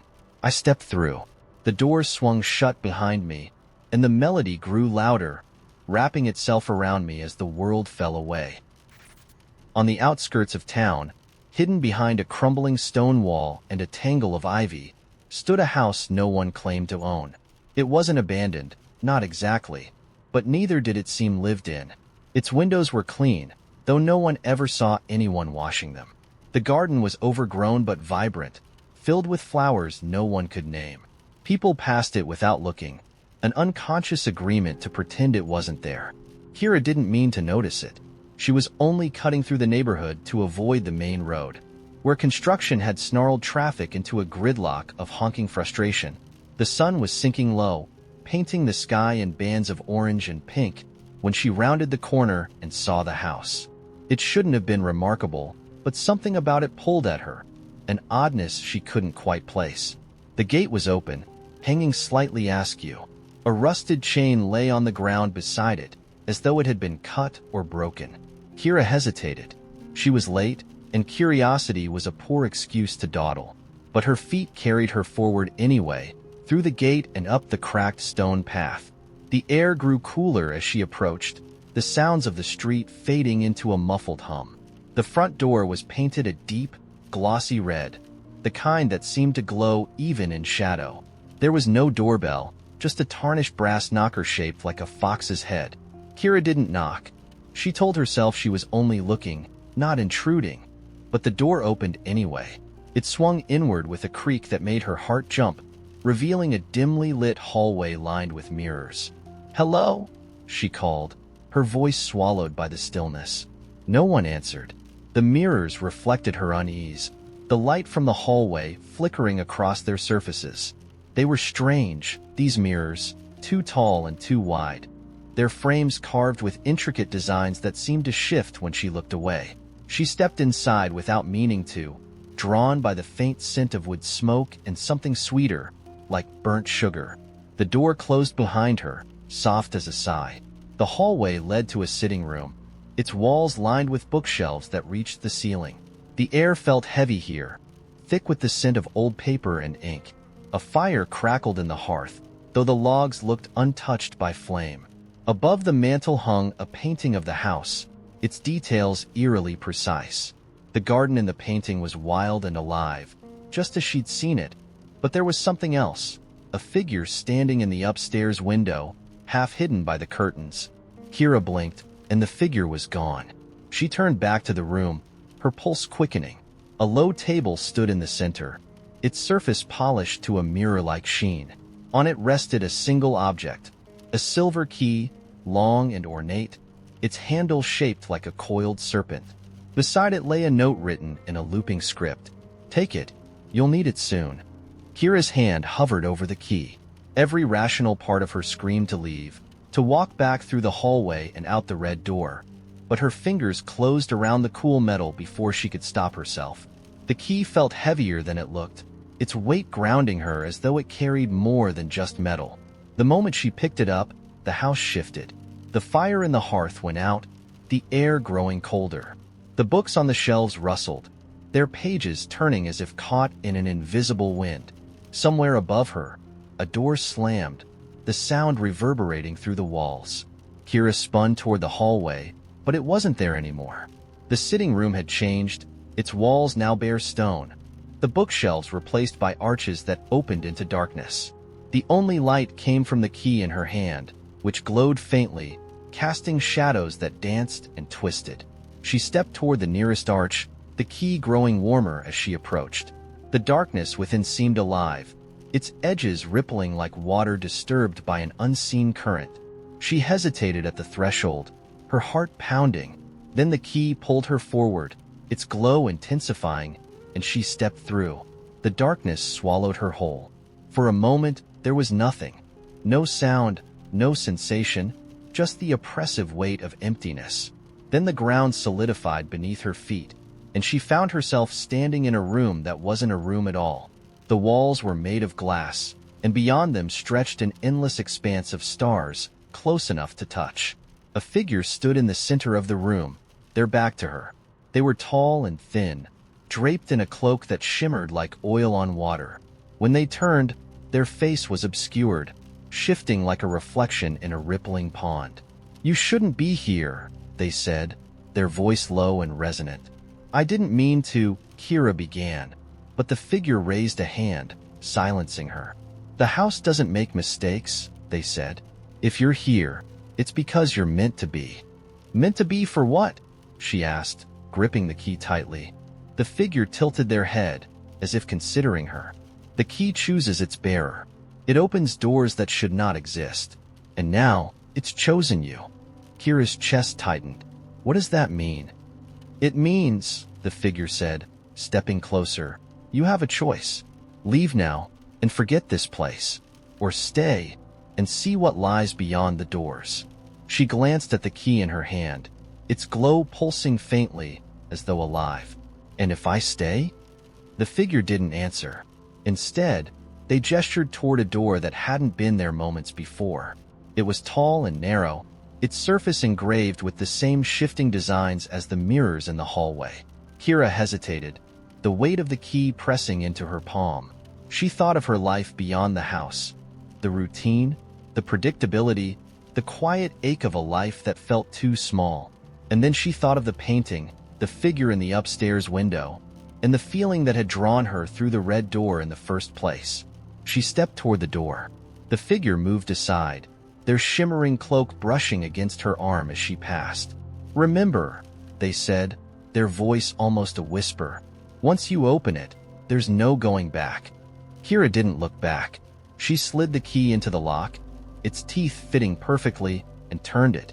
The door swung open, revealing a world bathed in silver light, its horizon stretching endlessly. She stepped through, and the house closed behind her. The last delivery of the day took me to an address that wasn't on my route. My dispatcher hadn't even called it in. It just appeared on my tablet, a blinking red, with the name Hudley Manor. I didn't recognize the name, but the map showed it deep in the hills, far from the neat grids of the city streets I'd been driving all day. I could have ignored it, could have shrugged it off as a glitch in the system, but something about the dot pulled at me. It wasn't curiosity exactly, more like a subtle compulsion, the kind that makes your hand linger over a flame just to feel its warmth. The road was narrow and overgrown, more gravel than pavement, and the sun had dipped low enough behind the trees that the shadows swallowed most of the light. My van rattled and groaned, the cargo bouncing in the back as I navigated sharp turns and dips. The forest closed in on both sides, dense and tangled, and the GPS signal faded until all I had was the blinking on the screen. I was halfway up a hill when the manor appeared, its silhouette rising stark and sudden against the deepening twilight. Hudley Manor wasn't what I expected. I'd imagined something sprawling and crumbling, the kind of gothic monstrosity you see in horror movies. But it was surprisingly modest, 2 stories, symmetrical. Its facade a faded gray with ivy crawling up its sides. A single light burned in a window on the upper floor, and the gravel driveway led to a front door painted a deep, almost black shade of green. I killed the engine, grabbed the package from the back, a plain box, no return address, and stepped out. The air was cold, colder than it had been in the city, and carried the faint smell of wet leaves and something metallic. As I approached the door, I noticed a brass knocker shaped like a crow's head. Its black eyes glinted as though it were watching me, and the moment my knuckles touched the metal, the door swung open. There was no one there. The hallway beyond was dimly lit, the walls lined with heavy tapestries that looked older than the house itself. I hesitated, package in hand, but then I heard a voice from somewhere deeper inside. "Come in." The voice was soft, melodic, and undeniably human. It was enough to nudge me forward, though every instinct told me to turn around and leave. The door closed behind me with a whisper of air, and I followed the sound of the voice down the hall, my footsteps muffled by an ornate rug that ran the length of the floor. The room I entered was a library, its walls lined with shelves that stretched from floor to ceiling. The smell of old paper and leather filled the air, and a fire crackled in the hearth, casting flickering shadows on the walls. Seated in a high-backed chair near the fire was a woman, her hair silver and bound in a braid that fell over one shoulder. She wore a dress of deep green velvet, and her hands rested lightly on the arms of the chair. "Thank you for coming," she said, her eyes meeting mine. They were the strangest color, amber, like liquid gold, and they seemed to see through me as if I were made of glass. I set the package down on the table beside her. "This wasn't on my route," I said, my voice sounding strange in the quiet. "Who put in the request?" She smiled faintly. "I did." "But how?" I asked. "There's no name, no address." She gestured toward the package, ignoring my question. "Open it." "It's not for me." "It is now." I hesitated, but the weight of her gaze pressed on me, and before I realized it, I was tearing through the tape.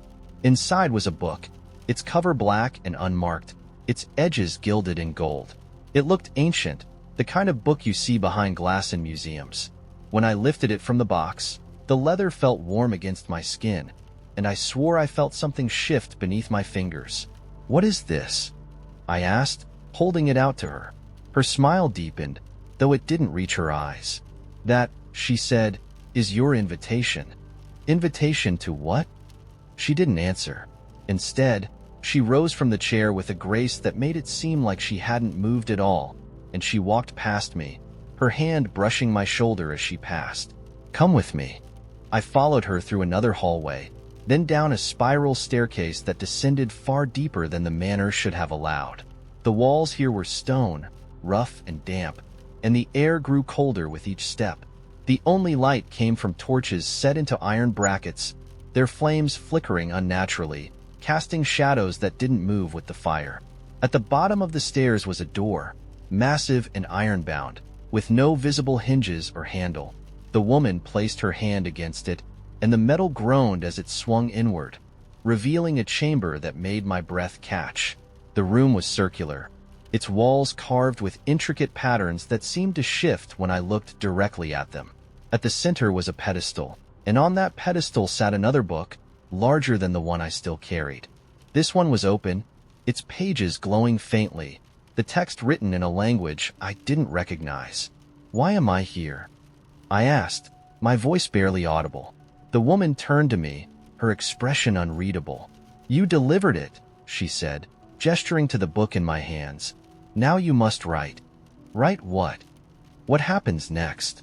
Her words sent a chill through me, but her gaze left no room for argument.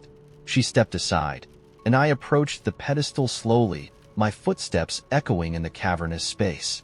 When I placed the book beside the larger one, its pages began to flutter, though there was no wind. A pen appeared, hovering in the air above the pedestal.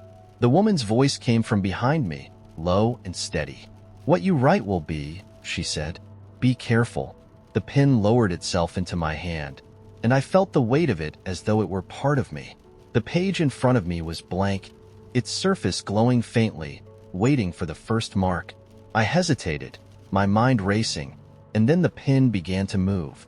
The words weren't mine, at least not entirely. They poured from me as though they had been waiting all along, forming sentences and shapes that I didn't understand. The more I wrote, the more the room changed, the patterns on the walls shifting and swirling, the air growing heavier with each line. When I finally stopped, the book closed itself, the glow fading as it sealed shut. I turned to the woman, my breath shallow, my hands trembling. What did I do? I asked. She smiled, and this time, it reached her eyes. You began. The piano in the old manor was out of tune. It had been out of tune for decades, sitting untouched in the drafty parlor. Its keys yellowed with age and dust settled in every crevice. Yet somehow, every night, it played. Ellie first heard it 3 nights after she moved into the caretaker's quarters, a distant melody drifting through the dark halls. It was faint but deliberate, the notes forming a slow, haunting waltz. She had sat up in bed, listening, her heart pounding in rhythm with the unfamiliar tune. The manor had been empty for years. No one lived here but her now. At least, that's what she'd been told. The piano belonged to the last owner, Victor Calvert, a recluse whose family fortune had dwindled as rapidly as his sanity. The townsfolk had their stories about him, whispered in the pub when the wind blew from the north and carried the scent of salt and something sharper. Some said he had locked himself in the parlor during his final days, playing endlessly, fingers bleeding on the ivory keys until the silence finally claimed him. Others swore they'd seen his shadow at the window long after his death. Ellie hadn't believed any of it. She'd come to the manor for the solitude, to escape the suffocating noise of the city and the wreckage of her life. The job was straightforward. Maintain the grounds, keep the place intact until the estate found a buyer. She hadn't bargained for music that played itself. The second night, the music came earlier. She was in the kitchen, scrubbing the remnants of a burned dinner from an old cast-iron skillet, when the first notes echoed through the house. This time, she followed it, her footsteps silent on the thick carpet. The parlor door stood ajar, the faint light of the moon spilling across the dusty floor. She pushed it open, her breath catching in her throat. The piano stood at the far end of the room, its lid slightly open, the keys gleaming faintly. The melody continued, slow and mournful, though no one sat at the bench. "Hello," she called, her voice trembling. The music stopped. She stood frozen in the doorway, her hand gripping the edge of the frame. The room was silent except for the sound of her breathing. She took a step forward, her eyes fixed on the piano, half expecting it to move.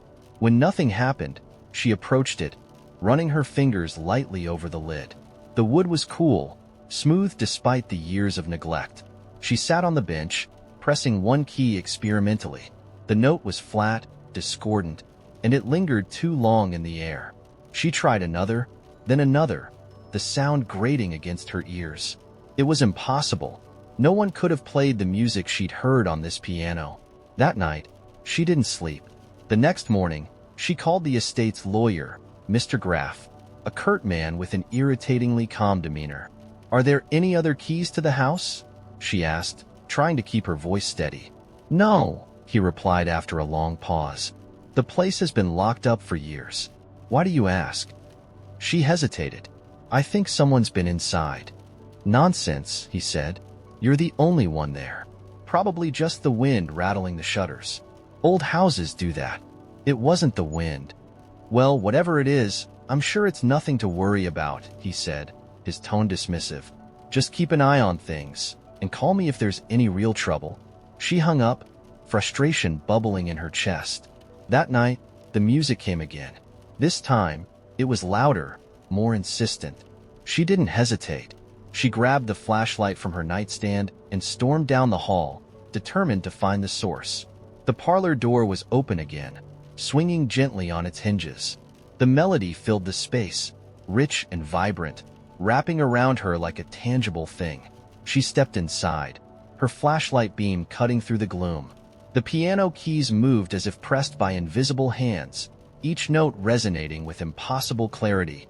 The air around it shimmered faintly, like heat rising from asphalt.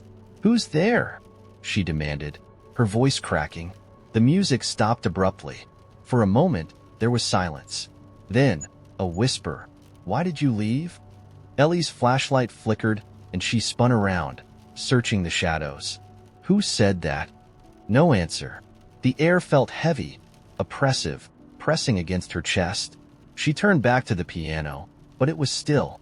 The lid was closed now, as though it had never been open. She backed out of the room, her pulse racing, and locked the door behind her. That night, The dreams began. She was in the parlor, though it was brighter, livelier. The curtains were drawn back, and sunlight streamed in through the tall windows. The piano gleamed, its surface polished to perfection. Victor Calvert sat at the bench, his hands moving over the keys with fluid precision. His face was pale, gaunt, but his eyes burned with an intensity that made her stomach churn. "You should never have left," he said, his voice echoing strangely in the bright room. "I don't understand," she said, but her voice sounded distant, as though coming from someone else. He stopped playing, his hands hovering above the keys. Slowly, he turned to look at her. "It's waiting for you." She woke with a start, the sheets tangled around her legs, her skin damp with sweat. The watch on her nightstand read 3 a.m., the exact time the music had begun the past 3 nights. She glanced toward the door, her heart pounding, but the house was silent. The next day, she packed her things. She couldn't explain what was happening, and she didn't care. Whatever this was, ghost, hallucination, curse, it wasn't her problem. She'd leave the keys on the counter, call Mr. Graff from the road, and never look back. As she headed toward the front door, her bag slung over her shoulder, she heard it again. The music. It was softer this time, almost pleading, the notes trembling as though they might break apart. She froze, the weight of the dream pressing down on her. "It's waiting for you." She turned slowly, her eyes drawn to the parlor door. Her hand tightened on the strap of her bag. She should leave. She needed to leave. But instead, she found herself walking toward the music. The door opened without a sound, and the piano waited, silent and still. On the bench sat an envelope, yellowed and sealed with a wax stamp. Her name was written on it in an elegant hand. With trembling fingers, she opened it. Inside was a single sheet of paper, the ink smudged but legible. "Finish the song." The piano's lid creaked open. I was 12 when I first found the phone. It wasn't like any phone I'd seen before, though that wasn't saying much, since the only phone I'd ever owned was a flip phone my parents made me share with my older brother for emergencies. But this one was different. It wasn't shiny and sleek like the smartphones everyone else in school carried around. It was old, heavy, black, the kind of rotary phone you'd expect to see on the desk of some detective in a black and white movie. I found it in the woods behind my house. There was no reason for it to be there. No phone line, no poles, no buildings. Just the phone, sitting in the dirt, the receiver resting slightly askew on its cradle, like someone had just used it and walked away. I stood there for a long moment, staring at it, before curiosity got the better of me. The closer I got, the stranger it seemed. The metal was dull but clean, not rusted or weathered, and the cord stretched out behind it, disappearing into the ground like it had grown there. I picked up the receiver. At first, I didn't hear anything, just the faint hum of the forest around me, the distant rustle of leaves in the wind. But then, a click, and then breathing. It was faint, rhythmic, the sound of someone on the other end of the line. I held my breath, listening, my fingers tightening around the receiver. "Hello?" I said, my voice barely a whisper. The breathing stopped. Silence. I waited, but no one answered. Slowly, I placed the receiver back on the cradle, my heart pounding in my chest. I stood there for a few more minutes, half expecting the phone to ring, but it didn't. I told myself it was just some kind of joke. Maybe an old prop someone had dumped in the woods, something left behind by kids messing around. But when I came back the next day, the phone was still there. This time, it rang. The sound wasn't like a normal phone ring. It was sharper, louder, like the bells were vibrating inside my skull. It stopped the moment I picked up the receiver, the silence on the other end pressing against my ears. "Who is this?" I asked, trying to sound braver than I felt. A voice came through, faint and crackling, like a recording played on an old tape deck. "Help me," it said. I froze, the words hanging in the air like smoke. "Who are you?" I asked, my voice shaking. "Help me," it said again, the same intonation, the same static-laden pause between the words. I didn't answer. I couldn't. The line clicked, and the call disconnected. I dropped the receiver, stumbling back as if the phone might bite me. My breathing was shallow, my chest tight. This wasn't a joke. It wasn't normal. I didn't go back for 3 days. But the thing about something like that, something strange and wrong, is that it pulls you in. You tell yourself you don't care, that you'll forget about it, but you don't. It gets inside your head, planting questions that you can't stop asking. So, on the 4th day, I went back. The phone was still there, the receiver sitting perfectly on the cradle, like it was waiting for me. I stared at it for a long time, the wind brushing through the trees, the smell of earth and pine thick in the air. And then it rang again. This time, I didn't hesitate. I grabbed the receiver and pressed it to my ear. "Hello?" I said. The voice was louder now, clearer. A man's voice, deep and clipped, like he was speaking through gritted teeth. "It's coming." "What's coming?" I asked, my stomach twisting into a knot. No answer. "Who are you? What do you want?" The static grew louder, buzzing in my ear, and for a moment, I thought I heard something else beneath it, a low rumble, like distant thunder. And then, just as quickly as it had begun, the line went dead. The ground beneath my feet felt unsteady, like the earth was holding its breath. I dropped the receiver and stepped back, my legs trembling. I wanted to run, but something stopped me. Something about the phone, about the way it sat there, so still, so impossibly out of place. And then I saw it. The cord. It wasn't disappearing into the ground anymore. It was moving. Slowly, almost imperceptibly, it was sliding forward, the black cable snaking across the dirt like it was alive. I followed it with my eyes, watching as it crept toward the trees, disappearing into the shadows. I don't remember running home, but I must have, because the next thing I knew, I was standing in my kitchen, gasping for air. My mom asking me why I looked like I'd seen a ghost. I didn't tell her about the phone. I didn't tell anyone. But that night, I dreamed about it. In the dream, the phone was ringing, louder than ever, the sound echoing through the woods like a siren. I tried to run, but my legs wouldn't move, and the cord was wrapping around me, pulling me closer, tighter, until I couldn't breathe. When I woke up, my room was dark, and for a moment, I thought I could hear it. The faint, distant sound of the phone ringing. I went back the next day. I told myself I wouldn't, but I did. I couldn't help it. The phone was gone. The ground where it had sat was bare, the dirt smooth and undisturbed, like it had never been there at all. But the cord was still there. It stretched out across the ground, disappearing into the trees, winding deeper into the woods. I followed it. I don't know why. Maybe I wanted answers. Maybe I just wanted to prove to myself that I wasn't losing my mind. The cord led me deeper and deeper, the trees growing denser, the light fading until the world was nothing but shadows.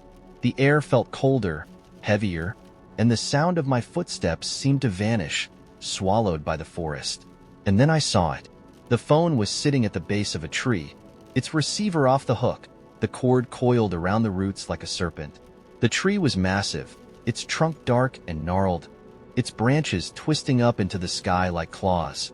The phone rang. I didn't want to answer it, but I did. The voice on the other end was different this time. Softer. Familiar. "Don't run," it said. And then the line went dead. I don't remember much after that. Just the sound of the wind in the trees, the feeling of the cord tightening around my ankle, pulling me down into the earth. When I woke up, I was lying in my bed, the morning light streaming through the window. The phone was sitting on my desk, and it hasn't stopped ringing since. The night I took the wrong exit, I wasn't supposed to be on the road at all. My plan had been to stay late at work, finish a report, and go home to fall asleep in front of the TV. But somewhere around 7:30, my brain rebelled. I shut my laptop, grabbed my bag, and decided to drive. Not to anywhere specific, just drive. I told myself it was for the fresh air, the open roads, the chance to clear my head. The truth was I needed to feel like I was going somewhere, even if it didn't matter where. The highway stretched endlessly under my tires, empty except for the occasional semi-roaring past. My playlist was on shuffle, and the glow of the dashboard felt oddly comforting. I wasn't really paying attention to the signs, so when I saw an exit marked Fox Hollow, 3 miles, I turned off without thinking. It wasn't a name I recognized, but it was better than the highway, better than circling back to my apartment and the pile of laundry waiting for me. The road was narrow, lined with thick woods that swallowed most of the moonlight. The trees were taller than they had any right to be, their branches arching overhead like a tunnel. My headlights barely cut through the darkness, and the air felt heavy, like it was pressing against the car. I rolled down the window, letting the cool breeze rush in. It smelled faintly of pine and something sweeter, almost like wildflowers. Eventually, the trees thinned, and I found myself in a clearing. There was no town in sight, no sign of life except for a single building at the end of the road. It was a gas station, or at least that's what it had been once. The pumps were rusted and crooked, the windows covered in grime, and the sign above the door flickered weakly. Open 24 hours. The parking lot was empty except for an old red truck with one wheel resting on the curb. Against my better judgment, I pulled in and parked. I told myself I'd just go in to stretch my legs, maybe grab a soda, or something to justify stopping. But the moment I stepped out of the car, the air shifted. It wasn't a breeze, exactly. More like the world itself held its breath. The sound of crickets disappeared, replaced by a deep, unsettling silence. My footsteps felt too loud as I approached the door, which creaked open before I even touched it. The inside of the gas station was dimly lit, the kind of yellow light that hums faintly. The shelves were lined with items that seemed out of place. Cans of soup with labels I didn't recognize, candy bars with names that didn't sound quite right, bottles of soda with faded logos. Everything looked old, but not dusty, like it had been stocked decades ago and left untouched. There was no one behind the counter, but a small bell jingled as I stepped inside, announcing my arrival to no one in particular. I walked slowly, my shoes squeaking on the linoleum floor. Something about the place felt off. The fluorescent light buzzed louder the farther I went, and the air smelled faintly of gasoline and mint. I reached for a bag of chips, partly to feel less like I was trespassing, but when I turned it over to check the expiration date, there wasn't one. Just a blank white space where it should have been. "That's not for you," a voice said behind me.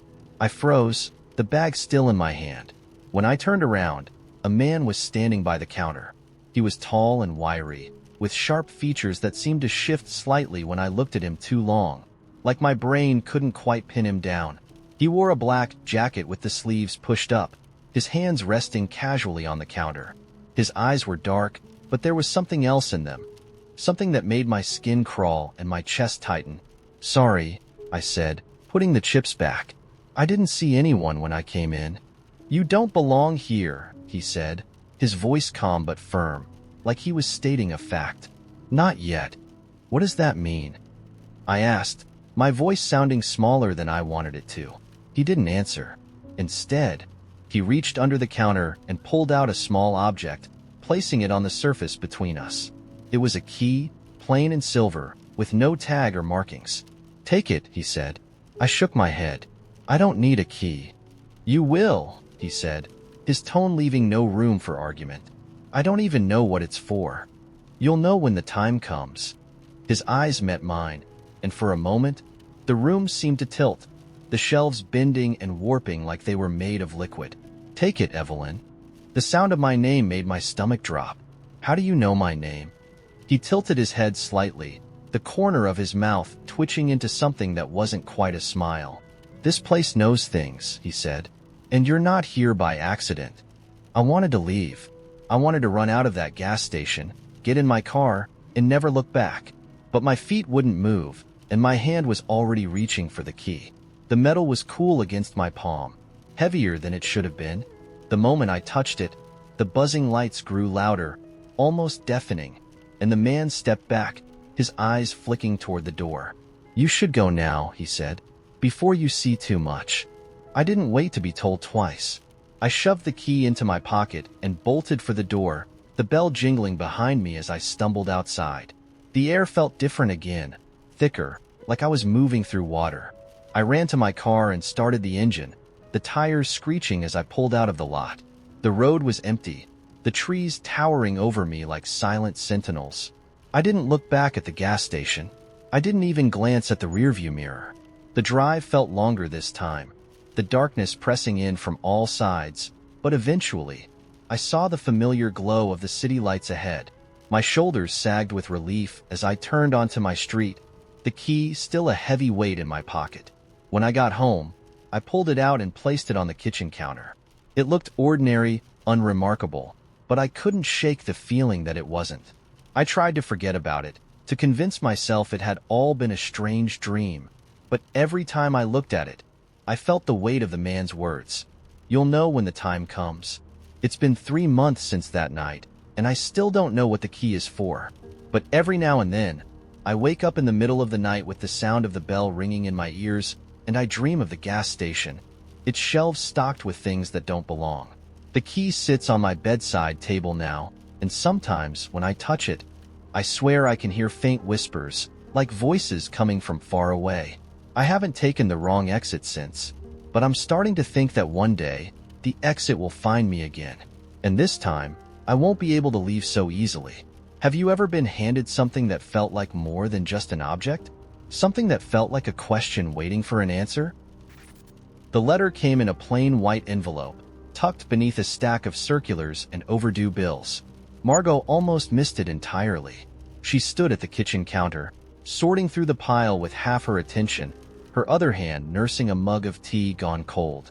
When the envelope slipped free, she nearly tossed it with the junk mail, but something about the handwriting stopped her. It was familiar, too familiar. Her name, scrawled in a sharp, hurried script, looked just like her own. She frowned, turning it over. No return address. The paper felt heavier than expected, the corners worn as if handled too many times. Her stomach tensed. Against her better judgment, she tore it open. Inside was a single sheet of paper, creased and smudged, with only one line written in that same jagged handwriting. Do not come to the house. Margot stared at the words, her breath catching in her throat. The house. It could only mean one place. The farmhouse had belonged to her grandparents, an aging relic perched at the edge of the woods just outside town. She hadn't been there in years, not since the funeral. Her parents had sold it shortly after, unable, or unwilling, to maintain the place. It was empty now, its windows dark, its porch sagging like a tired old man. She set the letter down, unease prickling at her skin. There was no signature, no explanation, just those 5 words, blunt and final. She told herself it was a prank, some elaborate joke orchestrated by someone who knew her family history. But the handwriting nagged at her, a perfect replica of her own. By nightfall, the letter still weighed on her mind. She couldn't let it go. Her thoughts twisted around it like ivy, pulling her into places she didn't want to revisit. What harm could there be in checking? The house was abandoned, after all, empty. The drive took less than an hour, the familiar roads winding through fields that seemed endless in the dark. She pulled up to the gate and killed the engine. The house loomed ahead, its outline stark against the moonlit sky. It looked smaller than she remembered, its edges softer, almost blurred. The woods pressed close around it, their shadows stretching like fingers across the overgrown lawn. Margot stepped out of the car, the gravel crunching underfoot. The air smelled of damp leaves and something faintly metallic, like iron. She hesitated at the gate, the weight of the letter heavy in her pocket. The warning whispered at the back of her mind, but curiosity pushed her forward. The porch creaked beneath her weight as she climbed the steps, each groan of wood echoing into the stillness. The front door was unlocked, its knob cold beneath her hand. It swung open easily, revealing the darkened interior. The smell hit her first, a musty, stale scent that spoke of years of neglect. She clicked on her flashlight and stepped inside. The beam cut through the darkness, revealing a familiar arrangement of furniture covered in dust. The living room was exactly as she remembered it. The worn sofa, the old clock on the mantel, the framed photographs on the wall. Something about the stillness felt wrong. "Hello?" she called, her voice breaking the silence. It sounded too loud, too hollow. No answer. She moved deeper into the house, her footsteps leaving trails in the dust. The kitchen was the same, its linoleum floor cracked and curling at the edges. The dining table stood in its usual spot, though one of the chairs was overturned. Margot frowned. She didn't remember it being like that. A sound came from upstairs. It was soft, barely audible, like the creak of a floorboard underweight. Her pulse quickened, the flashlight shaking slightly in her grip. Is someone there? No response. She told herself it was the house settling, the wind playing tricks on her ears. But something drew her toward the staircase, an invisible thread pulling her forward despite the tightness in her chest. The stairs groaned under her weight, each step slower than the last. The second floor was colder, the air thinner, as though the house itself were holding its breath. She swept the flashlight across the hallway, the beam catching on warped wallpaper and peeling paint. The door at the end of the hall was ajar, its darkness yawning like a mouth.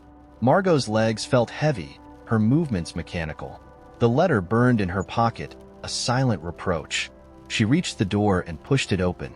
The room was empty, save for a single chair in the center.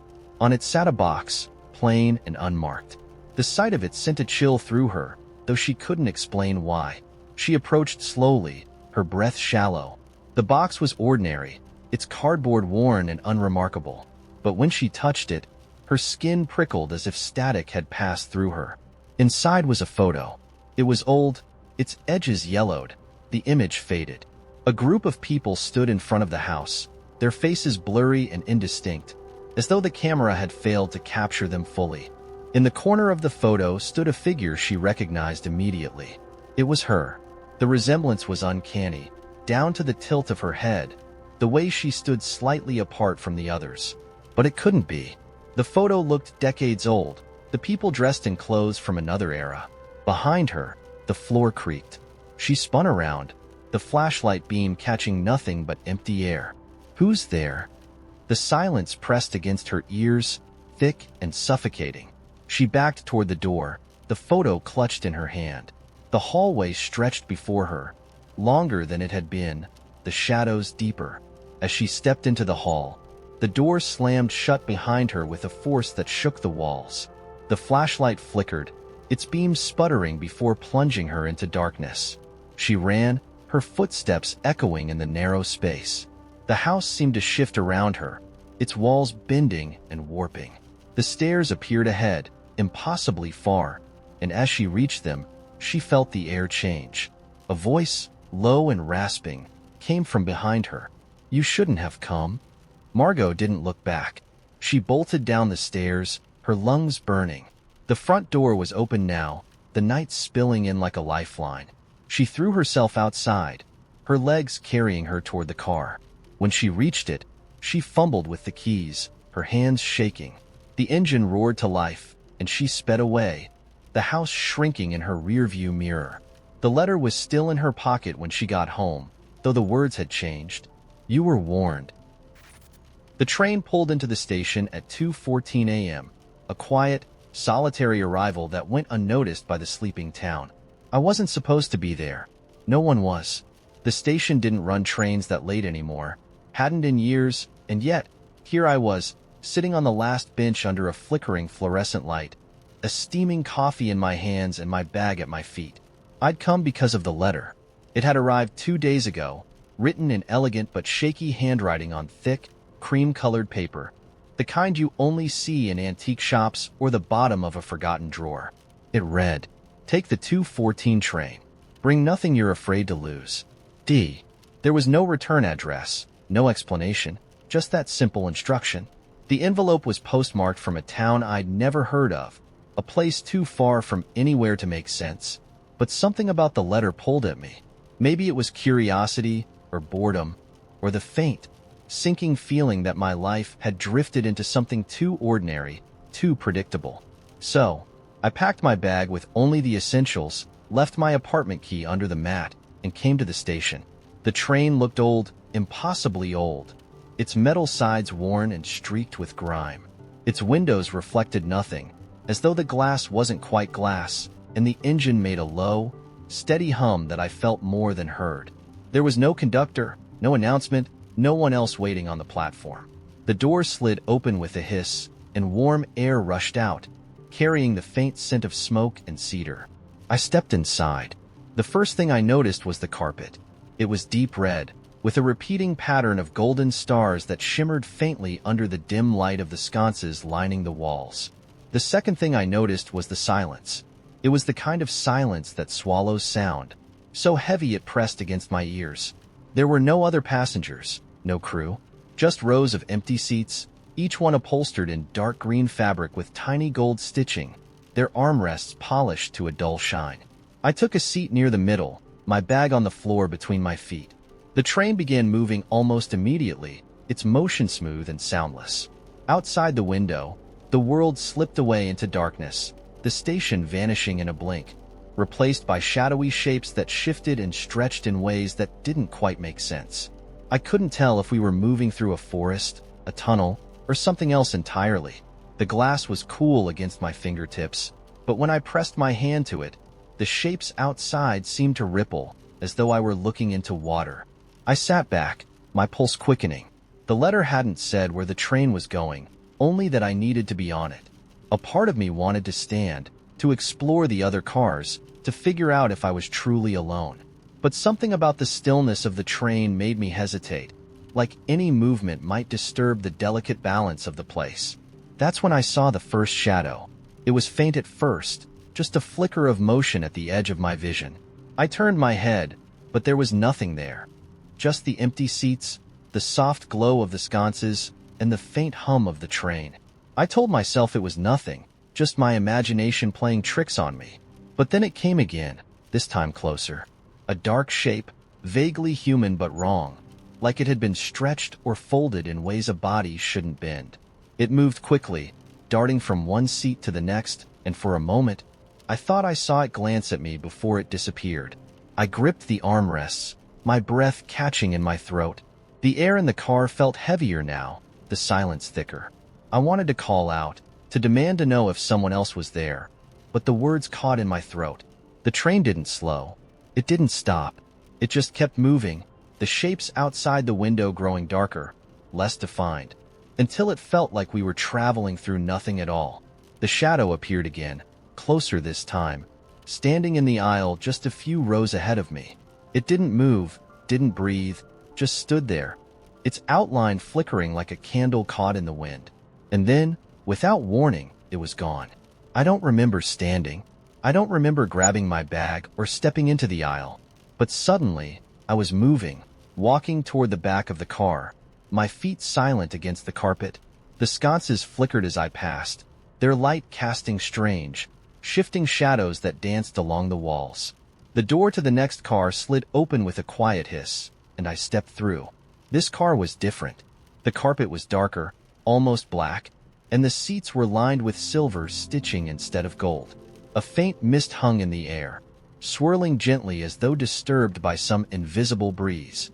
I moved cautiously, my hand brushing the backs of the seats as I passed, the fabric cool and slightly damp. The air smelled different here, sharper, like metal and rain. At the far end of the car stood a figure. It wasn't a shadow this time. It was a person, or at least something that looked like one.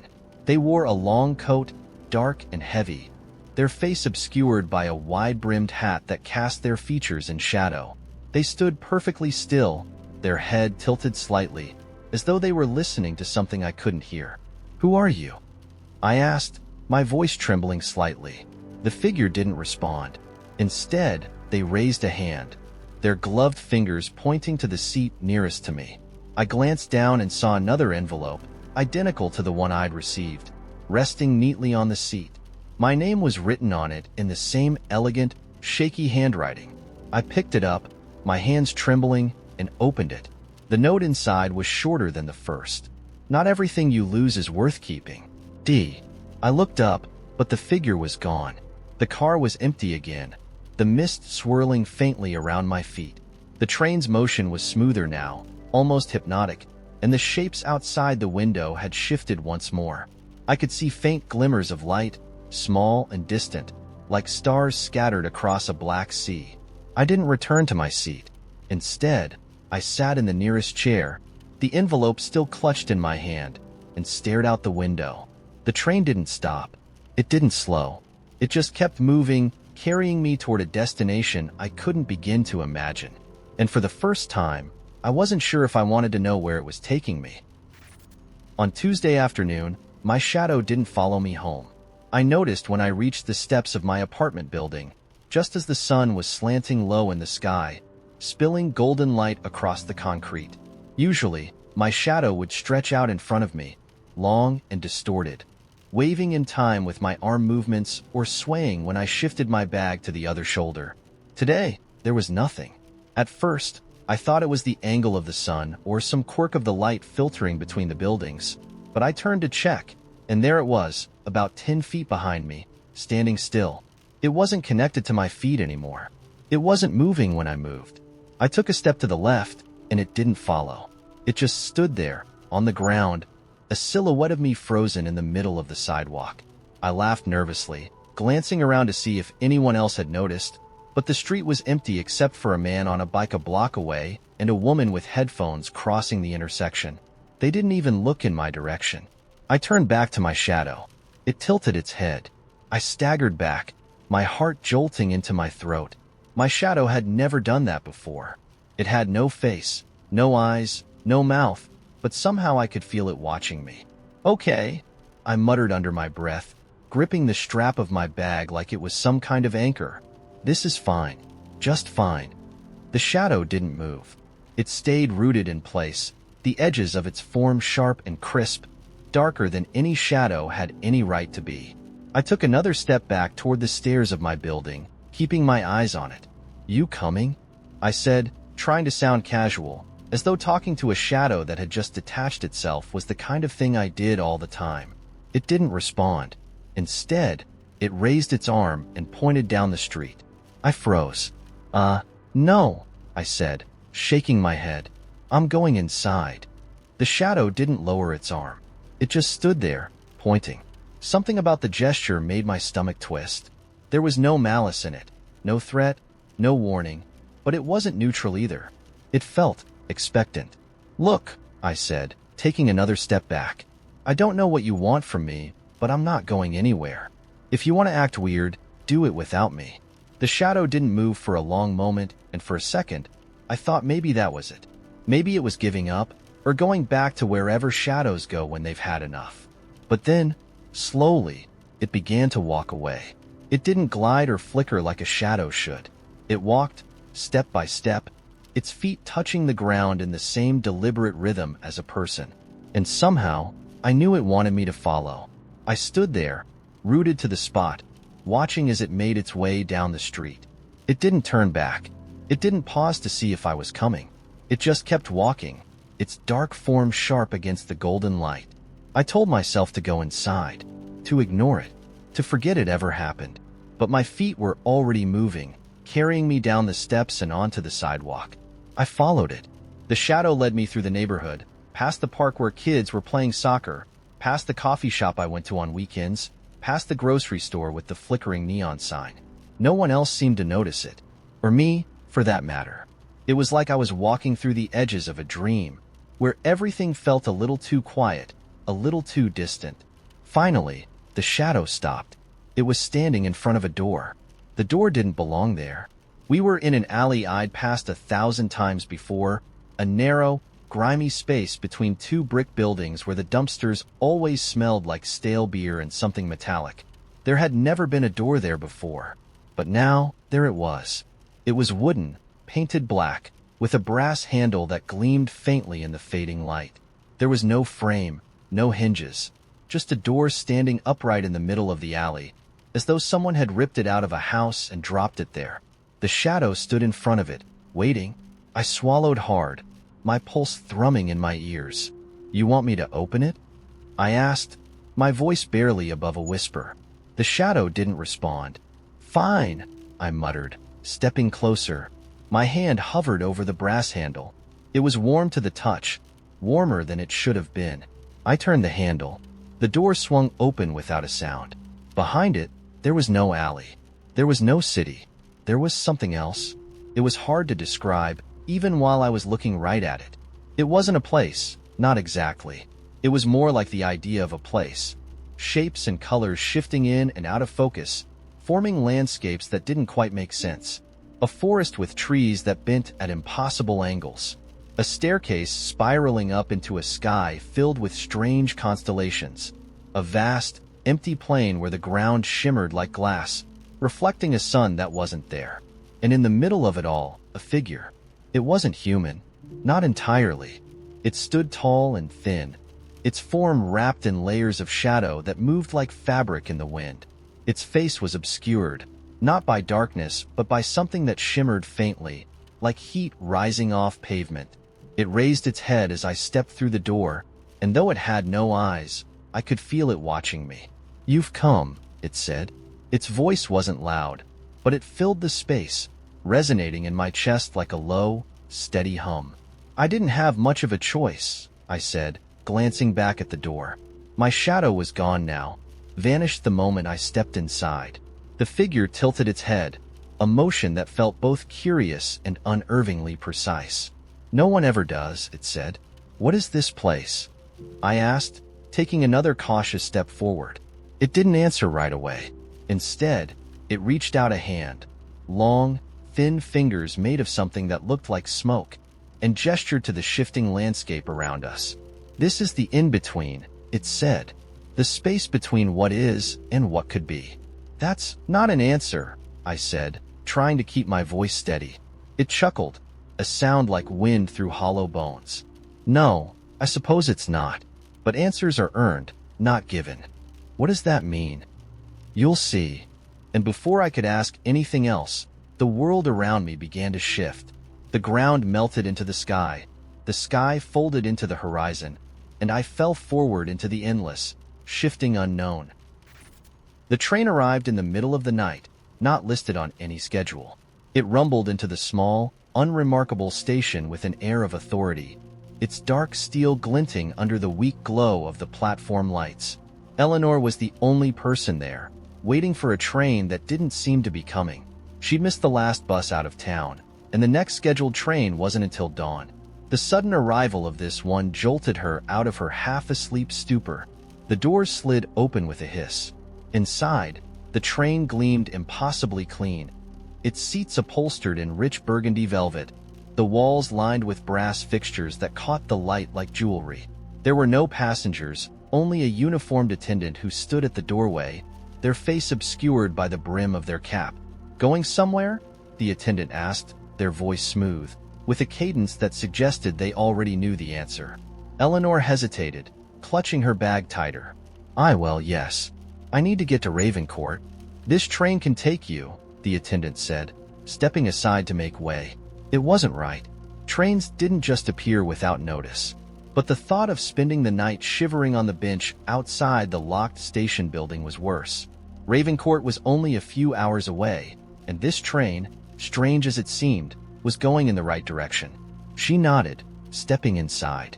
The door slid shut behind her with a whisper, and the train began to move. Eleanor hadn't even had time to sit down. The car was more luxurious than anything she'd ever seen on a train. Chandeliers, actual chandeliers, hung from the ceiling, their crystals swaying gently with the motion. Each seat had its own small lamp and a silver tray for refreshments.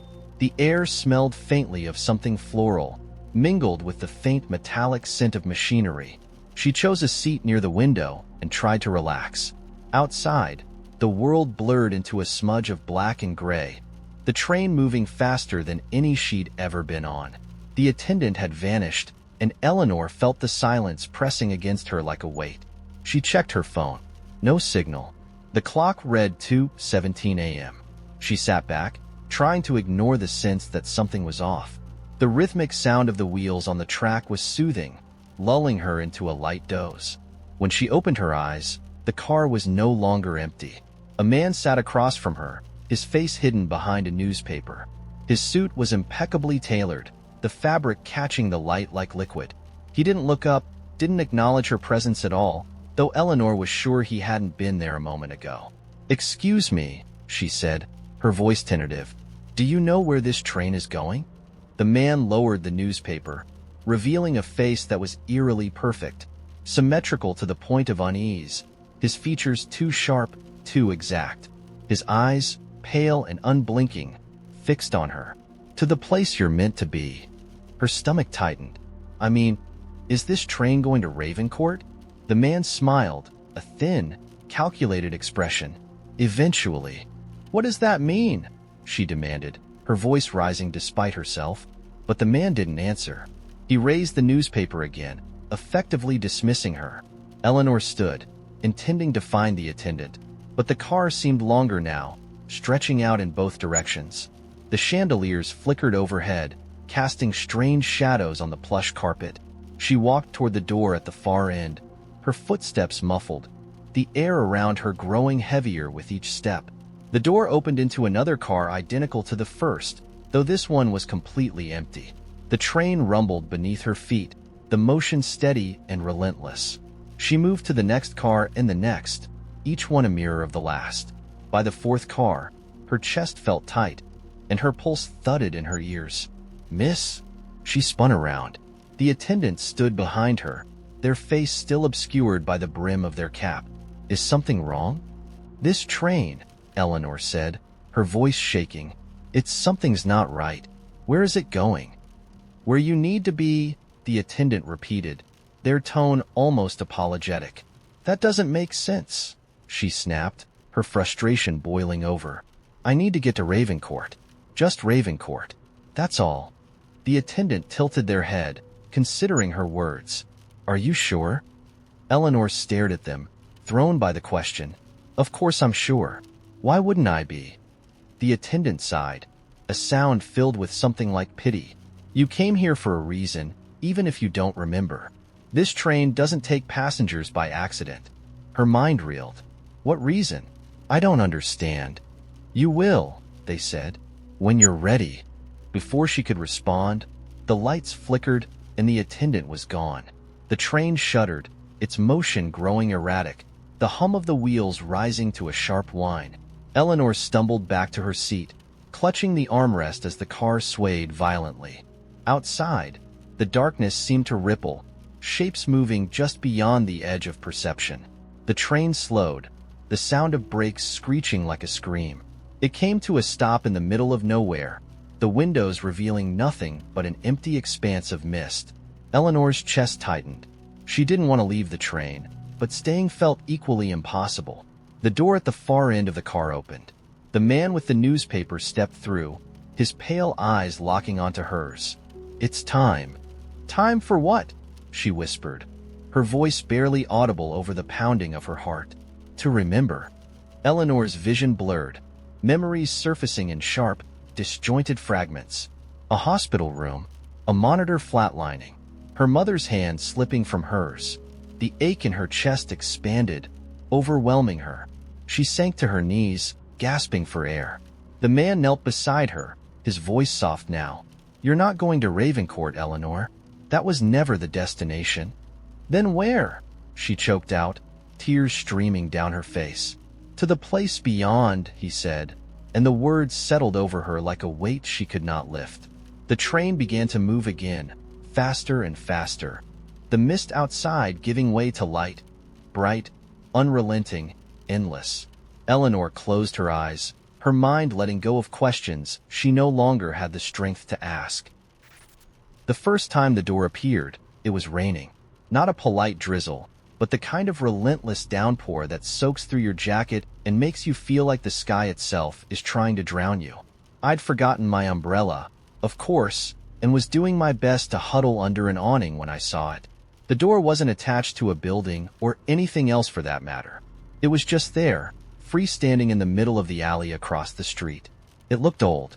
Not haunted house old, but worn, like something salvaged from an abandoned cottage. The wood was dark and swollen from years of rain, the edges warped just enough to make it look slightly crooked. There was a brass doorknob, dulled with age, and a keyhole that seemed to invite you to peer through. The strangest thing was how ordinary it looked, despite the impossibility of its existence. No one else seemed to notice it. People passed by on the sidewalk, heads down, umbrellas tilted, too preoccupied with the weather to look into the alley. But I couldn't stop staring. There was something about it that felt wrong. Not in a sinister way, but in the way you feel when a dream doesn't quite make sense but you can't figure out why. I told myself to forget about it, to go home, dry off, and pretend I hadn't just seen an unattached door standing on its own like it belonged there. But instead, I crossed the street, my shoes squelching in the puddles, and stepped into the alley. Up close, the door was even more peculiar. It didn't have hinges, at least not visible ones, and it didn't cast a shadow. I ran my hand along the surface, half expecting it to feel like a prop or a mirage, but the wood was solid, rough under my fingertips. The rain seemed to avoid it somehow, as though the space immediately around it existed in its own bubble. I don't know what possessed me to do it, but I reached for the knob. It was colder than I expected, and when I turned it, there was a soft click. The door swung inward, and beyond it, there was no alley. No brick walls or dumpsters or rain.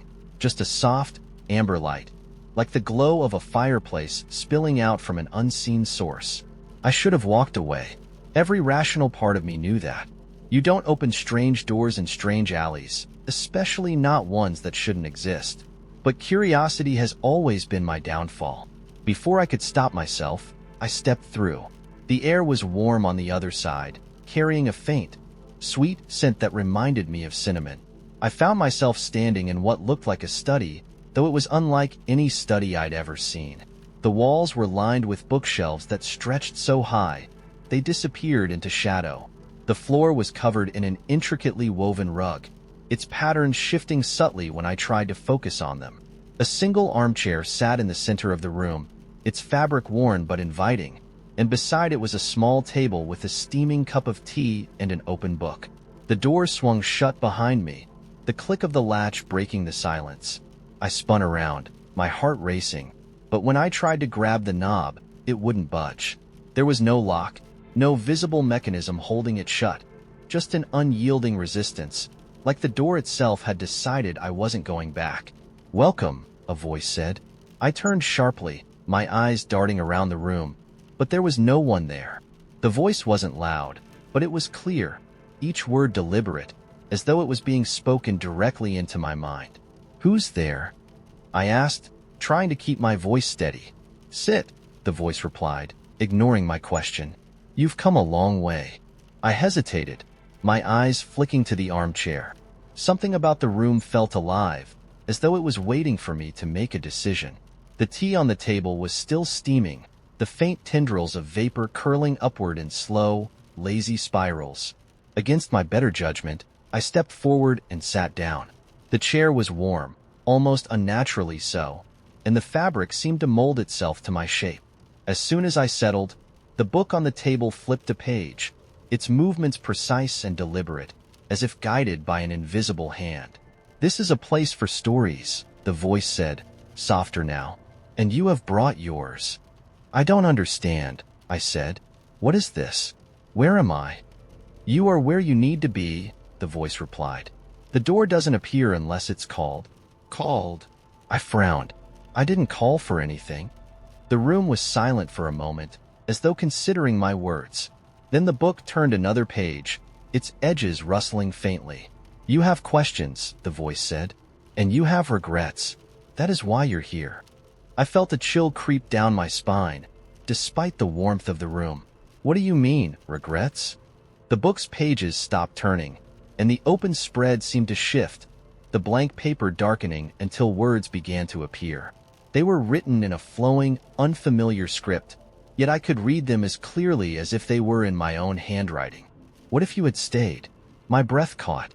The words sank into me, heavy and unshakable, pulling at a memory I'd buried so deeply I thought I'd forgotten it. A decision I'd made years ago, one that had seemed right at the time but had left me wondering ever since. "No," I whispered. "I don't want to talk about that." The words on the page faded, replaced by another question. "What would you say to her if you could?" "Stop," I said, my voice rising. "I didn't come here for this." "You didn't come here at all," the voice said gently. "The door found you." I stood up, my heart pounding, and reached for the door behind me, but it still wouldn't budge. The armchair creaked slightly, as though urging me to sit back down, but I didn't. I couldn't. "What is this place?" I demanded. "What do you want from me?" The voice didn't answer. Instead, the book closed itself with a soft thump, and the light in the room began to dim. The air grew cooler, the scent of cinnamon fading into something sharper, metallic. I felt the weight of the room pressing in on me, the sense that whatever had been waiting was no longer patient. "You have a choice," the voice said at last, quieter now. "You can leave if you wish. The door will let you go, but you will carry the questions with you." The words hung in the air, heavy and unshakable. I looked back at the armchair, at the book now sitting closed on the table, and I felt a knot tighten in my chest. I didn't want to stay. I didn't want to face what the book would ask me, but the thought of walking away, of carrying the weight of unanswered questions forever, felt worse. I sat down.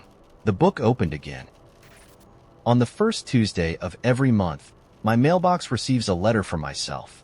Not a version of me from the future, not some cryptic time traveler trying to warn me of impending doom, but an exact copy of the person I am today. Every letter is dated with the current day, written in my own handwriting, and always sealed in the same plain white envelope with no stamp, no return address, no sign of how it got there. The first time it happened, I thought it was some elaborate joke. I came home from work, juggling my bag, a coffee cup, and my phone, and pulled the single envelope from the mailbox with barely a glance. It wasn't until I was sitting at the kitchen table, eating leftover pizza and scrolling through Instagram, that I decided to open it. Inside was a single sheet of paper with just 3 sentences. "Hey, don't go to the party on Friday. You'll regret it." That was it. No explanation, no signature. Just those words, written in the looping, slightly uneven handwriting that I immediately recognized as my own. I laughed at first, convinced one of my friends was messing with me. I even called my friend Kara to ask if she'd send it. "What are you talking about?" she asked, laughing. "Why would I send you a letter? That's so weird." The thing is, I went to the party. I ignored the letter completely because why wouldn't I? It felt ridiculous to take advice from a piece of paper, even if it did look like I'd written it myself.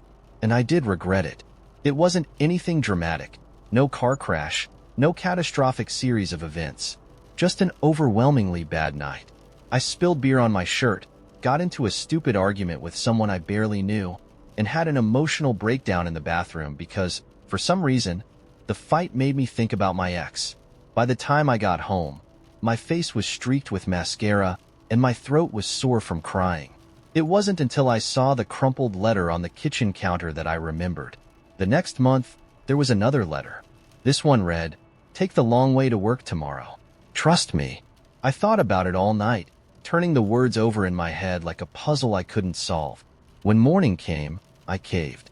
I left 10 minutes early and took the scenic route through the park, where I spotted a family of ducks waddling across the road and a violinist playing for tips near the fountain. I still don't know why, but it put me in the best mood I'd been in for weeks. The letters kept coming. Some were small suggestions, bring an umbrella, or call your mom today. Others felt like puzzles, vague and open to interpretation. "Look left when you cross the street," one said. "The answer is in the coffee shop," said another. Each time, I debated whether to follow the advice. And each time I ignored it, something always went wrong. The umbrella? It rained. The street? A dog bolted across at the last second, and I almost tripped trying to avoid it. The coffee shop? I skipped it and missed running into an old friend I hadn't seen in years. Kara told me later that she'd seen them there and assumed we'd planned to meet. The letters were never wrong. By the 6th month, I wasn't questioning them anymore. I even started to look forward to them, rushing to check the mailbox on the first Tuesday, wondering what new piece of advice my inexplicably psychic twin would give me. Then came the letter that changed everything. "Don't go into the office on Wednesday," it said. That was it. No explanation, no reason, just an instruction. I stared at the paper for a long time, my stomach twisting. Missing work wasn't like skipping a party or taking a different route to avoid a bad mood. It felt serious. Still, I called in sick. I spent Wednesday at home, pacing the apartment, waiting for something to happen. Maybe the office would catch fire, or there'd be some freak accident on my commute. I kept refreshing the news, searching for clues. Nothing happened. When I went back to work on Thursday, everything seemed normal. No fires, no accidents, no drama. I started to think I'd overreacted, that I'd let the letters get into my head too much. Then I overheard my boss talking in the hallway. "She just didn't show up," he was saying. HR was asking if she knew what was coming, but I don't think she had a clue. I froze, my heart pounding. It turned out one of my coworkers, someone I worked closely with, had been fired on Wednesday. She'd been escorted out of the building in tears. Her desk cleared out by the time I got back. I don't know why, but I felt like the letter had known. Like it had protected me from being swept up in the fallout. That's when I realized the letters weren't just helpful. They were watching over me. For the first time, I tried writing back. I grabbed a piece of paper, scribbled, "Who are you? How do you know all this?" and left it in the mailbox. The next morning, there was a reply. "You'll understand someday." Cryptic, but typical. Month after month, the letters continued. I followed their advice without question. They saved me from a car accident, helped me avoid a nasty flu, and even nudged me into taking a job offer that turned out to be the best career move of my life. But then, last Tuesday, everything changed. The letter waiting for me wasn't like the others. It was longer, messier, the handwriting rushed and uneven. "Something is wrong. Stop looking for answers. Do not open the door tonight. No matter what." I read it 3 times, my pulse quickening with each word. That night, as I was brushing my teeth, I heard a knock at the door. I froze. It was soft at first, almost polite, but it grew louder, more insistent. "Hello?" a voice called. "It's Kara. I forgot my keys. Can you let me in?" I opened my mouth to respond, but the words from the letter echoed in my mind. "Do not open the door tonight." I stepped closer, pressing my ear to the door. "Kara?" I called out. "Yeah, it's me," she said, her voice muffled but cheerful. "Come on, it's freezing out here."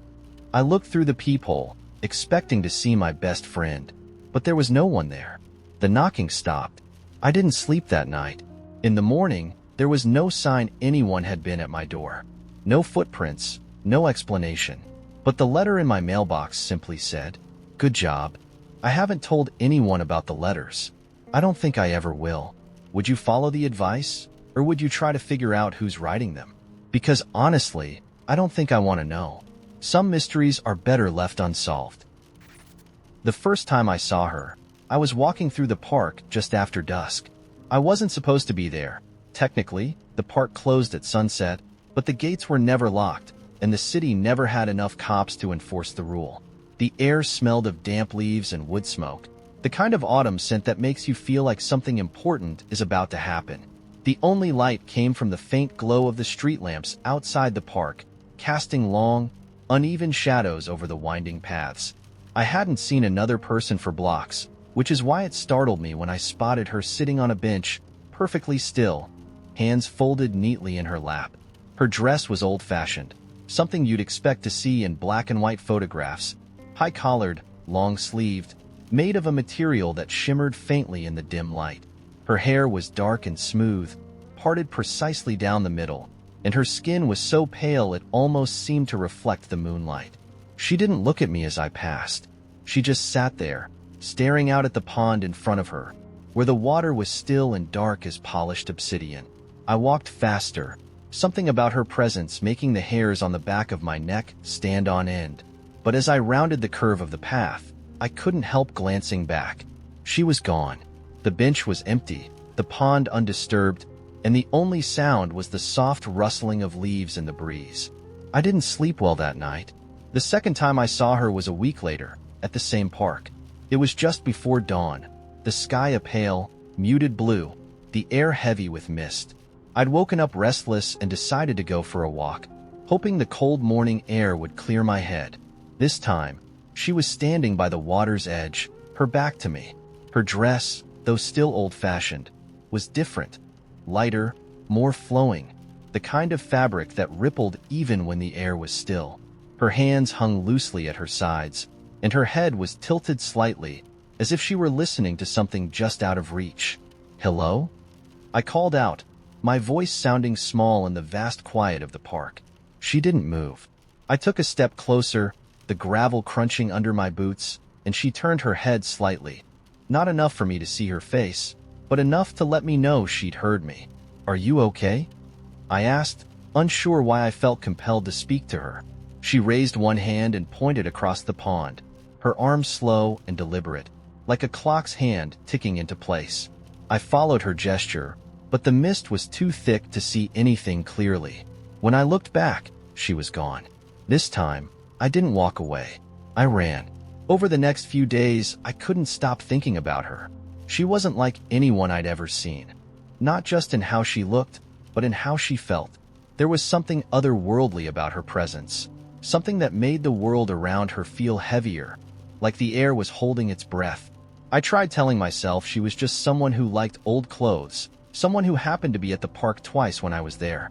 But that explanation didn't sit right. The third time I saw her, I was waiting. It was late, well past midnight, and the park was silent except for the faint rustle of wind in the trees. I sat on the same bench where I'd first seen her, my breath fogging in the cold air, my hands shoved deep into my jacket pockets. I don't know what I expected to happen.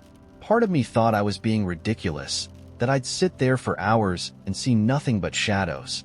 But just as I was about to give up, I felt it, the shift in the air, the quiet that wasn't just quiet but something deeper, like the world itself was holding still. And then she was there. She wasn't sitting on the bench this time, or standing by the water. She was on the path ahead of me, walking slowly, her footsteps silent even on the gravel. Her dress was darker now, almost black, and it seemed to pull the light from the air around it, leaving her outlined in faint, silver edges. I stood up, my pulse quickening. "Who are you?" I asked, the words tumbling out before I could think better of them. She stopped, her head tilting slightly, as if considering the question. When she turned to face me, I felt the air leave my lungs. Her face was not wrong, exactly, but incomplete. Her features were faint, as if someone had started drawing her and stopped halfway through. Her eyes were the clearest thing about her, wide and dark, filled with something I couldn't name but felt deeply, like an echo of a memory I didn't know I had. "You're looking for something," she said, her voice soft but certain. I blinked, my throat dry. "What?" Her gaze held mine, steady and unblinking. "You don't know yet, but you will." Before I could say anything else, she stepped forward and pressed something into my hand. Her touch was colder than the air, and when I looked down, I saw that she'd given me a key. It was small and old, its surface tarnished but intricately detailed, with the same strange shimmer as her dress. "What's this for?" I asked, looking back up, but she was already gone. I didn't see her again after that. Not in the park, not anywhere else. The key sat on my nightstand for days, its presence nagging at me like a word I couldn't quite remember. I turned it over in my hands, traced its edges, tried to imagine what kind of lock it might open. And then, one night, I found the door. It wasn't in the park or in my apartment or anywhere I'd ever been before. I was walking home late from work, cutting through an alley I'd passed 100 times, when I saw it. A narrow wooden door set into the side of a building, where I was certain no door had been before. It was unmarked, its surface worn smooth, except for a small keyhole at its center. I didn't hesitate. The key fit perfectly, and as the lock turned, the air around me grew still, the faint hum of the city fading into silence. When I stepped through, I wasn't in the alley anymore. The space beyond the door was vast and endless, its floor made of smooth, dark stone that reflected the sky above, an endless expanse of swirling stars and clouds that seemed impossibly close, as if I could reach out and touch them. In the center of the space stood a single figure, her dark dress billowing softly in a wind I couldn't feel. "You're here," she said, her voice echoing faintly in the stillness. "What is this place?" I asked, my voice barely more than a whisper. She smiled, and for the first time, her features seemed complete. "It's where you begin." I wanted to ask her what she meant, but the words wouldn't come, because in that moment, I realized I already knew. "There's a drawer in my kitchen I don't open. It isn't locked or stuck or anything dramatic like that. It's just an ordinary drawer, one of 3 beneath the counter, situated innocently between the cutlery and the junk drawer. But for the past year, I've avoided it as if it were radioactive. I don't even think about it most days. It's just a quiet absence in my routine. Like a tooth you lost so long ago you've stopped probing the gap with your tongue. It wasn't always this way. It used to hold my potholders and kitchen towels, back when it was just a drawer like any other.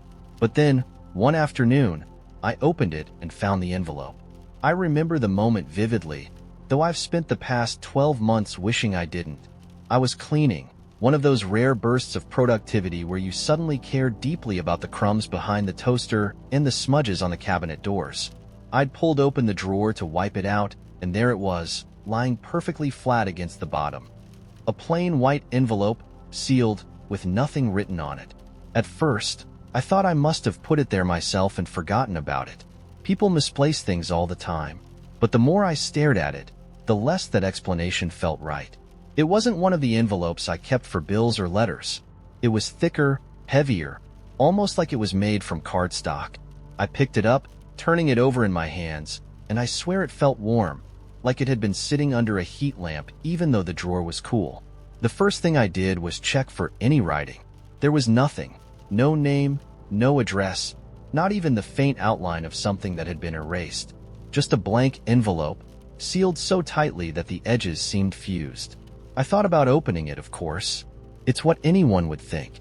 But the idea filled me with a strange sense of unease. It wasn't fear, exactly, but something close to it. Like my body knew something my mind hadn't caught up to yet. I put it back in the drawer and closed it. That should have been the end of it. But over the next few days, I couldn't stop thinking about it. I'd be chopping vegetables, or brushing my teeth, or scrolling on my phone, and suddenly, the image of the envelope would pop into my head. It wasn't curiosity, not exactly. It was more like recognition. Like the envelope and I were already connected, even though I didn't understand how or why. A week later, I gave in. I told myself it was ridiculous to let a piece of stationery live rent-free in my brain. So, I opened the drawer. The envelope was gone. I froze, staring into the empty space where it had been, half convinced I'd imagined the whole thing. But the memory was too sharp, too vivid to be a dream or a trick of my mind. I even checked the junk drawer and the trash, thinking maybe I'd moved it without realizing. But it wasn't there. It wasn't anywhere. That's when I should have stopped, closed the drawer, walked away, let it go. But I couldn't. Something inside me, some deep, irrational instinct, knew this wasn't over. The envelope hadn't just disappeared. It was hiding, waiting for me to notice it again. It reappeared 3 days later. This time, it wasn't in the kitchen drawer. It was on my bedside table, perfectly centered next to my alarm clock. I almost screamed when I saw it, because I knew it hadn't been there when I went to sleep. My first thought was that someone had broken into my apartment, but nothing else was out of place. My front door was locked. My windows were shut. There was no sign of anyone but me. I picked it up again, holding it like it might explode. It was heavier than I remembered, though it looked exactly the same. Blank, sealed, warm to the touch. I turned it over in my hands, fighting the growing urge to tear it open. But once again, I couldn't bring myself to do it. I don't know how to explain it, but something in me knew that opening it would be crossing a line I couldn't uncross. So, I did the only thing I could think of. I put it back in the kitchen drawer and slammed it shut. For weeks, nothing happened. I avoided the drawer entirely, throwing my kitchen towels onto the counter or shoving them into the junk drawer whenever I needed them. I told myself the envelope wasn't real, that it didn't matter, that it was probably just a strange dream brought on by stress. But deep down, I knew better. It kept coming back. Sometimes, I'd find it on my coffee table.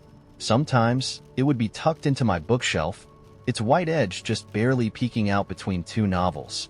Once, I found it sitting on the driver's seat of my car. Each time, it looked exactly the same, perfectly pristine, maddeningly blank, heavier than it should have been. And each time, I'd put it back in the drawer, slamming it shut like that would somehow keep it contained. Then, a month ago, it changed. I'd been ignoring the drawer for so long that it barely registered in my mind anymore. It was just a blank spot in my kitchen, a small corner of my life I pretended didn't exist. But that morning, as I passed by on my way to the fridge, I heard something. A whisper. Faint, almost inaudible, but definitely there.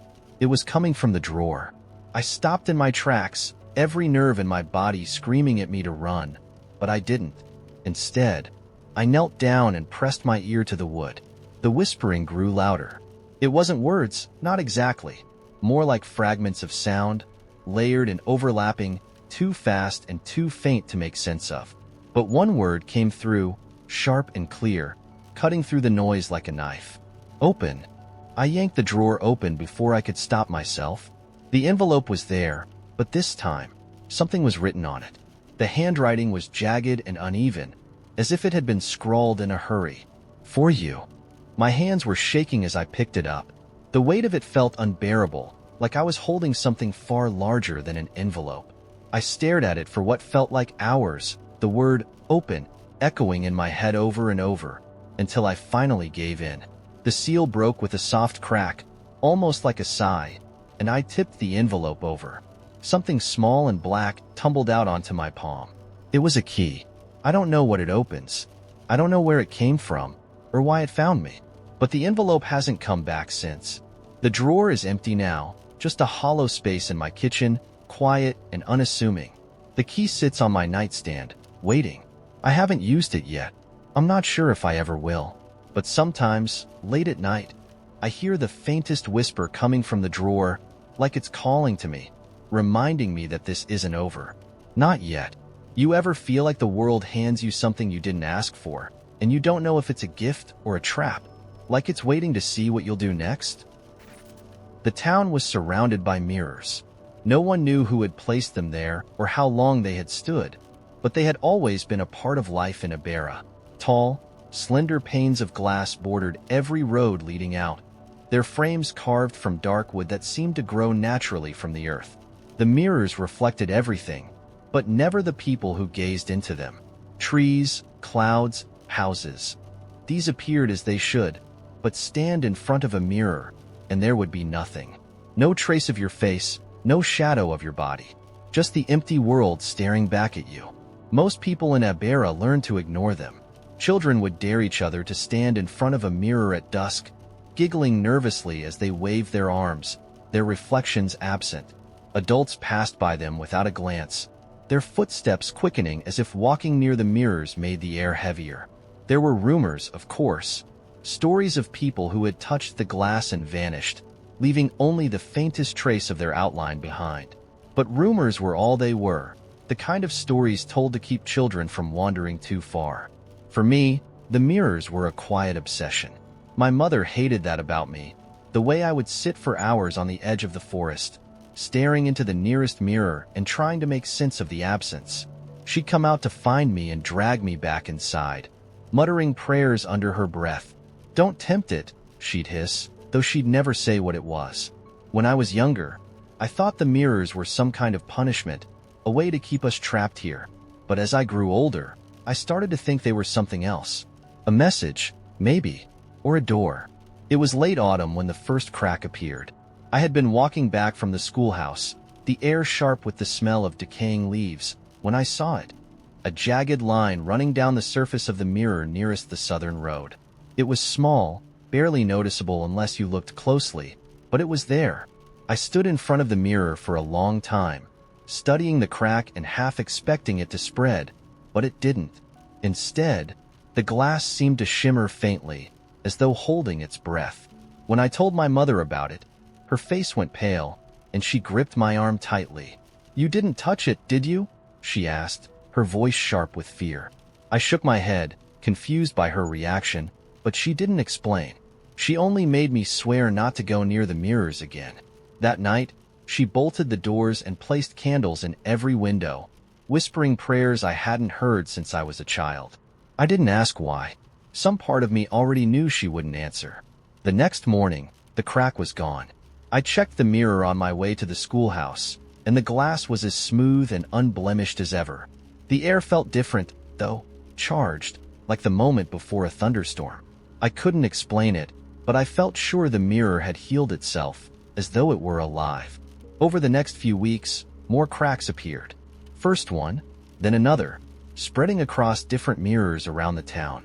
Some were small, like the one I'd seen first, while others split the glass in long, jagged lines that seemed to hum faintly if you stood too close. People began whispering about it in the markets and at church, their voices low and anxious. The mayor called a town meeting, but no one had answers. The mirrors had always been there, unchanging, and now they were breaking. It felt like a warning, though no one could say what it was warning us of. I couldn't stop myself from going back to the mirrors. Every chance I got, I would sneak away to study them, running my fingers over the cracks and feeling the faint vibration beneath the glass. It felt warm, almost alive, and the sensation sent shivers down my spine. One night, I stayed longer than I should have, the moon high and full above me as I crouched in front of the largest crack I'd ever seen. It split the mirror nearly in two, and as I leaned closer, I thought I saw something moving beyond the glass, a shadow flickering at the edge of my vision. I don't know why I did it. Maybe it was curiosity, or maybe it was something deeper, something pulling me toward the mirror like a moth to a flame. I reached out and touched the crack, my fingers grazing the sharp edges of the glass. For a moment, nothing happened. Then the world shifted. The air grew heavy, pressing against my chest, and the forest around me seemed to ripple like water. The crack in the mirror widened, splitting open like a wound, and I stumbled back as the glass began to dissolve. It didn't shatter or fall. It simply melted away, revealing a darkness so deep it felt like looking into the void. And then, out of that darkness, something stepped forward. It wasn't a person, though at first glance it might have been mistaken for one. It moved like a human, its limbs long and angular, but its face was smooth and featureless, reflecting the moonlight like polished stone. It paused at the edge of the mirror, tilting its head as though studying me, and in that moment, I felt as though it could see everything. Every thought, every memory, every fear. "You shouldn't have done that," it said, its voice soft and melodic, like wind through the trees. I couldn't speak. My throat felt tight, my body frozen in place as the figure stepped fully into the world. Behind it, the darkness shimmered faintly, revealing glimpses of shapes and landscapes that didn't belong here.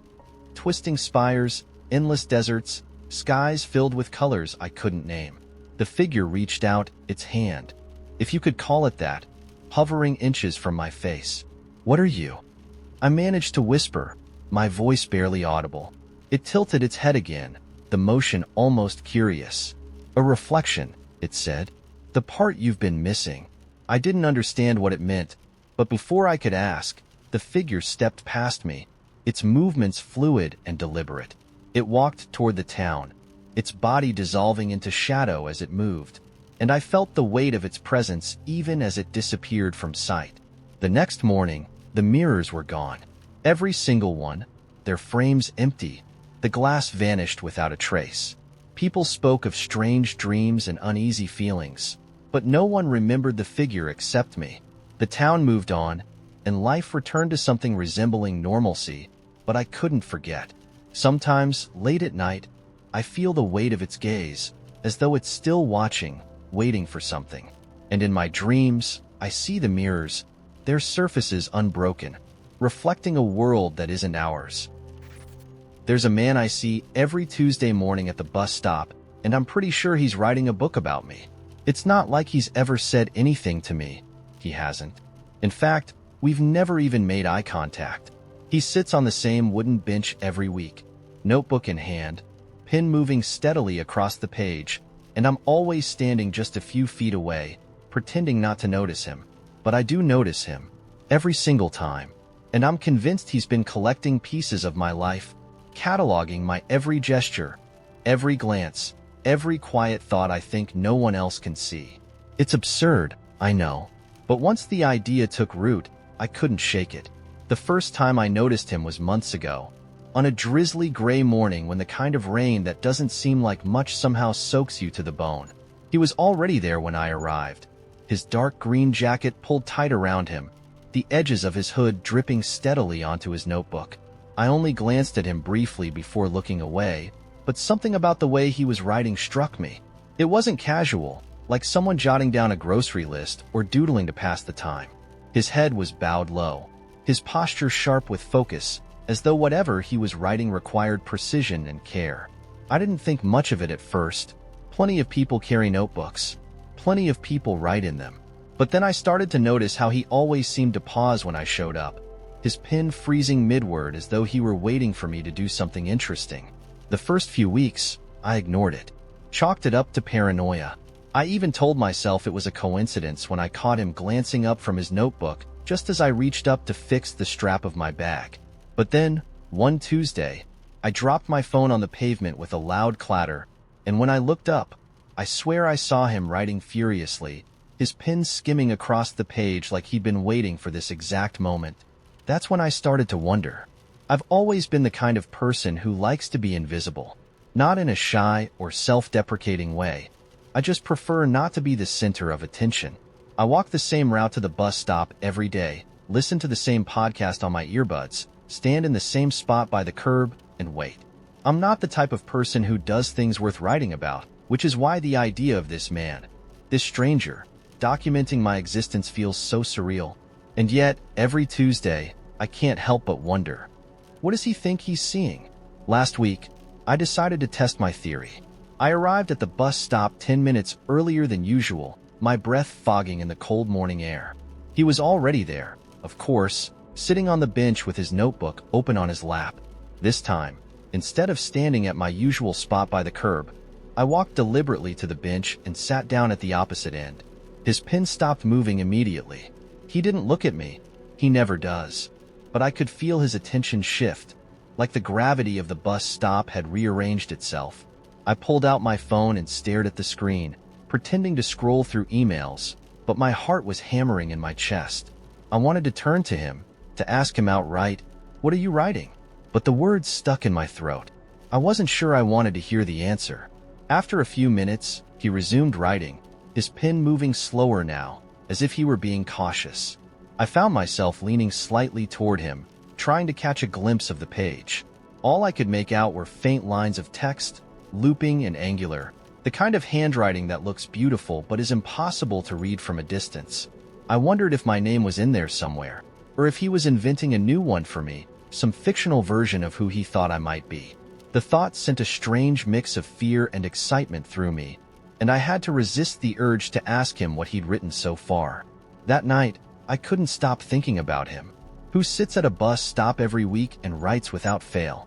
Is it a journal? A story? Notes for something larger? And if it's about me, why me? I wanted to believe it was all a coincidence, that I was just an anonymous figure passing through the background of his morning ritual. But deep down, I knew better. He was too deliberate, too still. His pen too eager to move whenever I shifted my weight or adjusted my scarf. He was watching me, not in a creepy way, not in a way that made me feel unsafe, but in a way that felt unnervingly specific. This morning, I tried something different. I didn't bring my phone. No headphones, no podcast. Just me, my coat, and the sound of the wind as I walked to the bus stop. When I arrived, he was already there, as always, his hood down this time to reveal dark, slightly messy hair and a face that was somehow younger than I'd imagined. I didn't sit down or even stop at my usual spot. Instead, I walked right past him, stopping a few feet away to lean against the pole of the bus stop sign. I could feel his eyes on me, his hand poised over the page, waiting. I turned to face him, and for the first time, he looked up. His eyes were dark and steady, his expression unreadable. "What are you writing?" I asked before I could lose my nerve. My voice sounded braver than I felt. He blinked, startled, then glanced down at the notebook in his lap. For a moment, I thought he wouldn't answer. But then he closed the notebook slowly, almost reluctantly, and set it aside. "It's not about you," he said. His voice was calm, but there was a hint of something else, amusement, maybe, or embarrassment. "I just observe things, people, places. It helps me write." He paused, then added, "You're not the only one I notice." The words stung in a way I hadn't expected, like I'd been deflated. I nodded, trying to hide my disappointment. "Oh," I said, as if that explained everything. He didn't say anything else, just picked up his pen and opened the notebook again, as if the conversation hadn't happened. The bus arrived a few minutes later, and I got on without looking back. As I sat by the window, watching the city blur past, I felt a strange mixture of relief and regret. Maybe he wasn't writing about me after all. Maybe I was just one more face in a sea of observations, a nameless detail in someone else's story. But part of me couldn't help but wonder if he'd lied. If, later that day, he'd scribbled down the words she finally asked and smile to himself. For now, I've decided not to approach him again. It's easier this way, letting the mystery remain unsolved. But every Tuesday, I'll still stand by the curb and pretend not to notice him, my mind spinning with questions he'll never answer.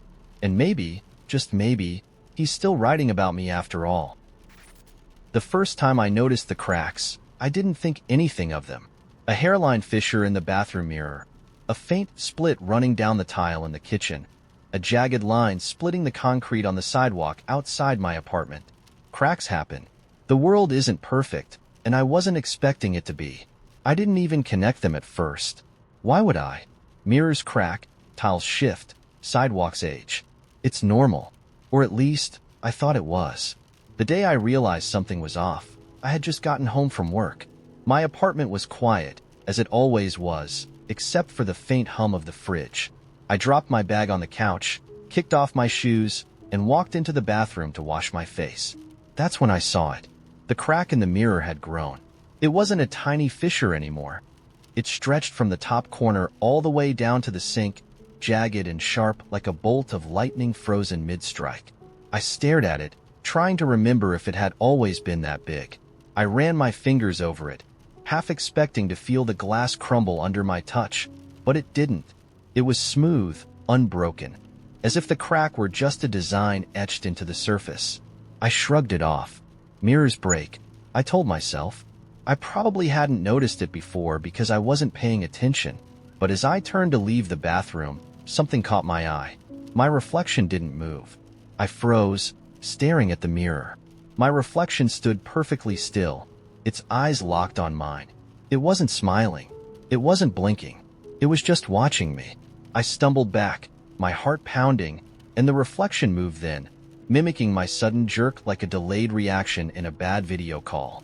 I turned off the light and slammed the door, telling myself it was just my imagination, a trick of the mind after a long day at work.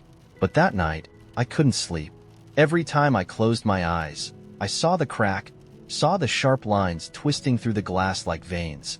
And behind it, I saw my reflection, just standing there, watching me. The next morning, the crack was gone. I don't mean it had shrunk or been fixed. I mean it wasn't there at all. The mirror was smooth and flawless, as if it had never been damaged in the first place. I leaned in close, searching for any trace of it, but there was nothing. It was like I'd imagined the whole thing. I should have been relieved, but I wasn't, because that's when I noticed the crack in the living room window. It was small, just a tiny fracture in the bottom corner, almost hidden by the frame. I told myself it had probably been there for weeks, maybe months, and I just hadn't noticed it. But when I touched it, it felt warm, like the glass had been sitting out in the sun even though the room was cold. I started seeing them everywhere after that. Cracks in the walls, in the floorboards, in the screen of my phone. Some of them were tiny, almost invisible unless the light hit them just right. Others were long and jagged, splitting the world around me into pieces. They didn't stay in one place. One day, the crack would be in the ceiling above my bed. The next, it would be running down the side of the fridge. Sometimes they disappeared entirely, only to reappear somewhere else. I thought I was losing my mind. I stopped telling people about it after the third time my coworker gave me that uncomfortable smile, the one people give you when they don't believe you but don't want to hurt your feelings. I tried to take pictures of the cracks, but they never showed up in the photos. It was like they didn't want to be seen, like they were hiding from anyone but me. The worst part wasn't the cracks themselves, though. It was what I started seeing inside them. At first, it was just shadows, flickers of movement out of the corner of my eye, shapes that disappeared the moment I turned to look at them. Then the shapes became clearer. I started seeing faces, or at least what I thought were faces. They didn't look human. Their features were too sharp, their eyes too large, their mouths too wide. They stared at me through the cracks, their expressions shifting between curiosity and something colder, something that felt like hunger. One night, I woke up to the sound of glass shattering. My heart was racing before I even opened my eyes. I turned on the light and saw the crack in the mirror again. bigger than it had ever been, spiderwebbing across the entire surface. The faces were there too, pressed up against the glass like they were trying to push through. Their mouths were moving, but no sound came out. I couldn't breathe. I couldn't move. I just sat there, staring at them, waiting for the glass to break completely. It didn't. After what felt like hours, the faces faded, and the crack shrank back to its original size. But I couldn't shake the feeling that something had changed, that they were getting closer. I tried to leave. I packed a bag, grabbed my keys, and got in my car, but the cracks were everywhere. In the windshield, in the streetlights, in the windows of every building I passed. The faces were there too, watching me, following me. I drove for hours, but no matter where I went, I couldn't escape them. Eventually, I stopped running. I went back to my apartment, sat on the couch, and waited. I didn't know what I was waiting for, but I knew it was coming. The cracks were everywhere now, splintering through every surface like the world was falling apart. The faces stared at me from every angle, their mouths still moving, still silent. And then, one night, they spoke. It wasn't a voice, exactly. It was more like a vibration, a low hum that seemed to come from everywhere at once. The words didn't make sense at first, just fragments of sound that scraped against my skull. But slowly, they started to form something I could understand. "We're here," they said. "We've always been here." I didn't ask who they were. I didn't need to. I already knew. They were the cracks, the spaces in between, the things that weren't supposed to exist but did anyway.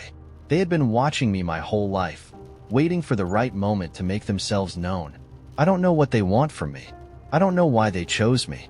But the cracks don't scare me anymore. They're everywhere now, not just in my apartment but in the world around me. The faces are clearer, their mouths louder, their words sharper. They tell me things, show me things, things I can't explain. I don't sleep much anymore. I don't need to. The cracks keep me company. You ever notice something small, something you could swear wasn't there before, and wonder if it's been there all along? Like the world is just a little more fragile than you thought, and you're the only one who can see where it's starting to break? The train station was empty, save for the flickering light overhead that bathed the platform in uneven waves of pale fluorescence. I sat on the edge of the bench, my duffel bag at my feet, waiting for a train that wasn't listed on the timetable. A single ticket sat in my jacket pocket, the ink slightly smudged but still legible. Platform 5. Departure, 11:57 p.m. No destination. The man who had handed it to me earlier that evening had said little, only that I'd know when the time came. His coat smelled faintly of smoke and something metallic, and his voice had carried a weight that left no room for questions. The station clock struck 11:56, the second hand jerking forward like it was reluctant to complete its cycle. The air felt heavy, charged, as though the world was holding its breath. There were no announcements, no rumble of approaching trains. But then, without warning, it was there. A sleek black engine, its surface matte and unreflective, slid into the station without a sound. The cars behind it stretched longer than they should have, disappearing into the farthest shadows of the platform. The doors opened with a hiss, and the emptiness inside yawned like an invitation. I hesitated for only a moment before grabbing my bag and stepping on board. The interior was nothing like I'd expected. No rows of seats, no compartments. Instead, the space stretched impossibly wide, its walls lined with shelves that rose so high I couldn't see the ceiling. Each shelf was crammed with objects, boxes, jars, books, things that defied description. The air smelled faintly of ozone and old paper, and the hum of unseen machinery vibrated beneath my feet. A figure emerged from the shadows ahead, their footsteps soundless on the floor. They were tall and slight, their features obscured by a hooded cloak that seemed to shift in color as they moved. They stopped a few feet away and tilted their head, as though studying me. "You're late," they said, their voice soft but firm, carrying an accent I couldn't place. I started to explain, but they raised a hand, silencing me. "There's no time for that. Follow me." I followed without question, my pulse quickening as they led me deeper into the train.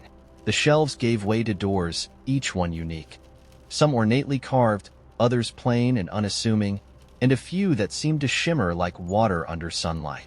The figure stopped in front of a door made of dark, knotted wood, its surface etched with symbols I didn't recognize. They produced a key from within their cloak, the metal gleaming faintly, and inserted it into the lock. The door swung open with a low groan. Beyond it was a room, but not one that belonged on a train. It was a field under a pale, cloudless sky, the air thick with the scent of wildflowers and something acrid beneath it. In the distance, a single tree stood, its branches heavy with silver leaves that glinted unnaturally in the light. The figure gestured for me to enter. I stepped through, the ground soft beneath my boots, and turned to ask a question, but the door was already gone. The field stretched endlessly in every direction, the horizon bending slightly, as though the world was curved more sharply here. The hum of the train was gone, replaced by an eerie silence punctuated by the occasional rustle of the tree's leaves. I walked toward it, each step feeling heavier than the last. When I reached the tree, I saw that its trunk was smooth, almost polished, and its bark was warm to the touch. Carved into it were names, thousands, maybe more, each one etched with precision. Some were faded, their edges softened by time, while others were fresh, the cuts sharp and clean. At the base of the tree lay a small, open book, its pages blank except for a single sentence written in careful script, "Choose wisely, for the roots remember." I didn't understand what it meant, but I couldn't shake the feeling that I was being watched.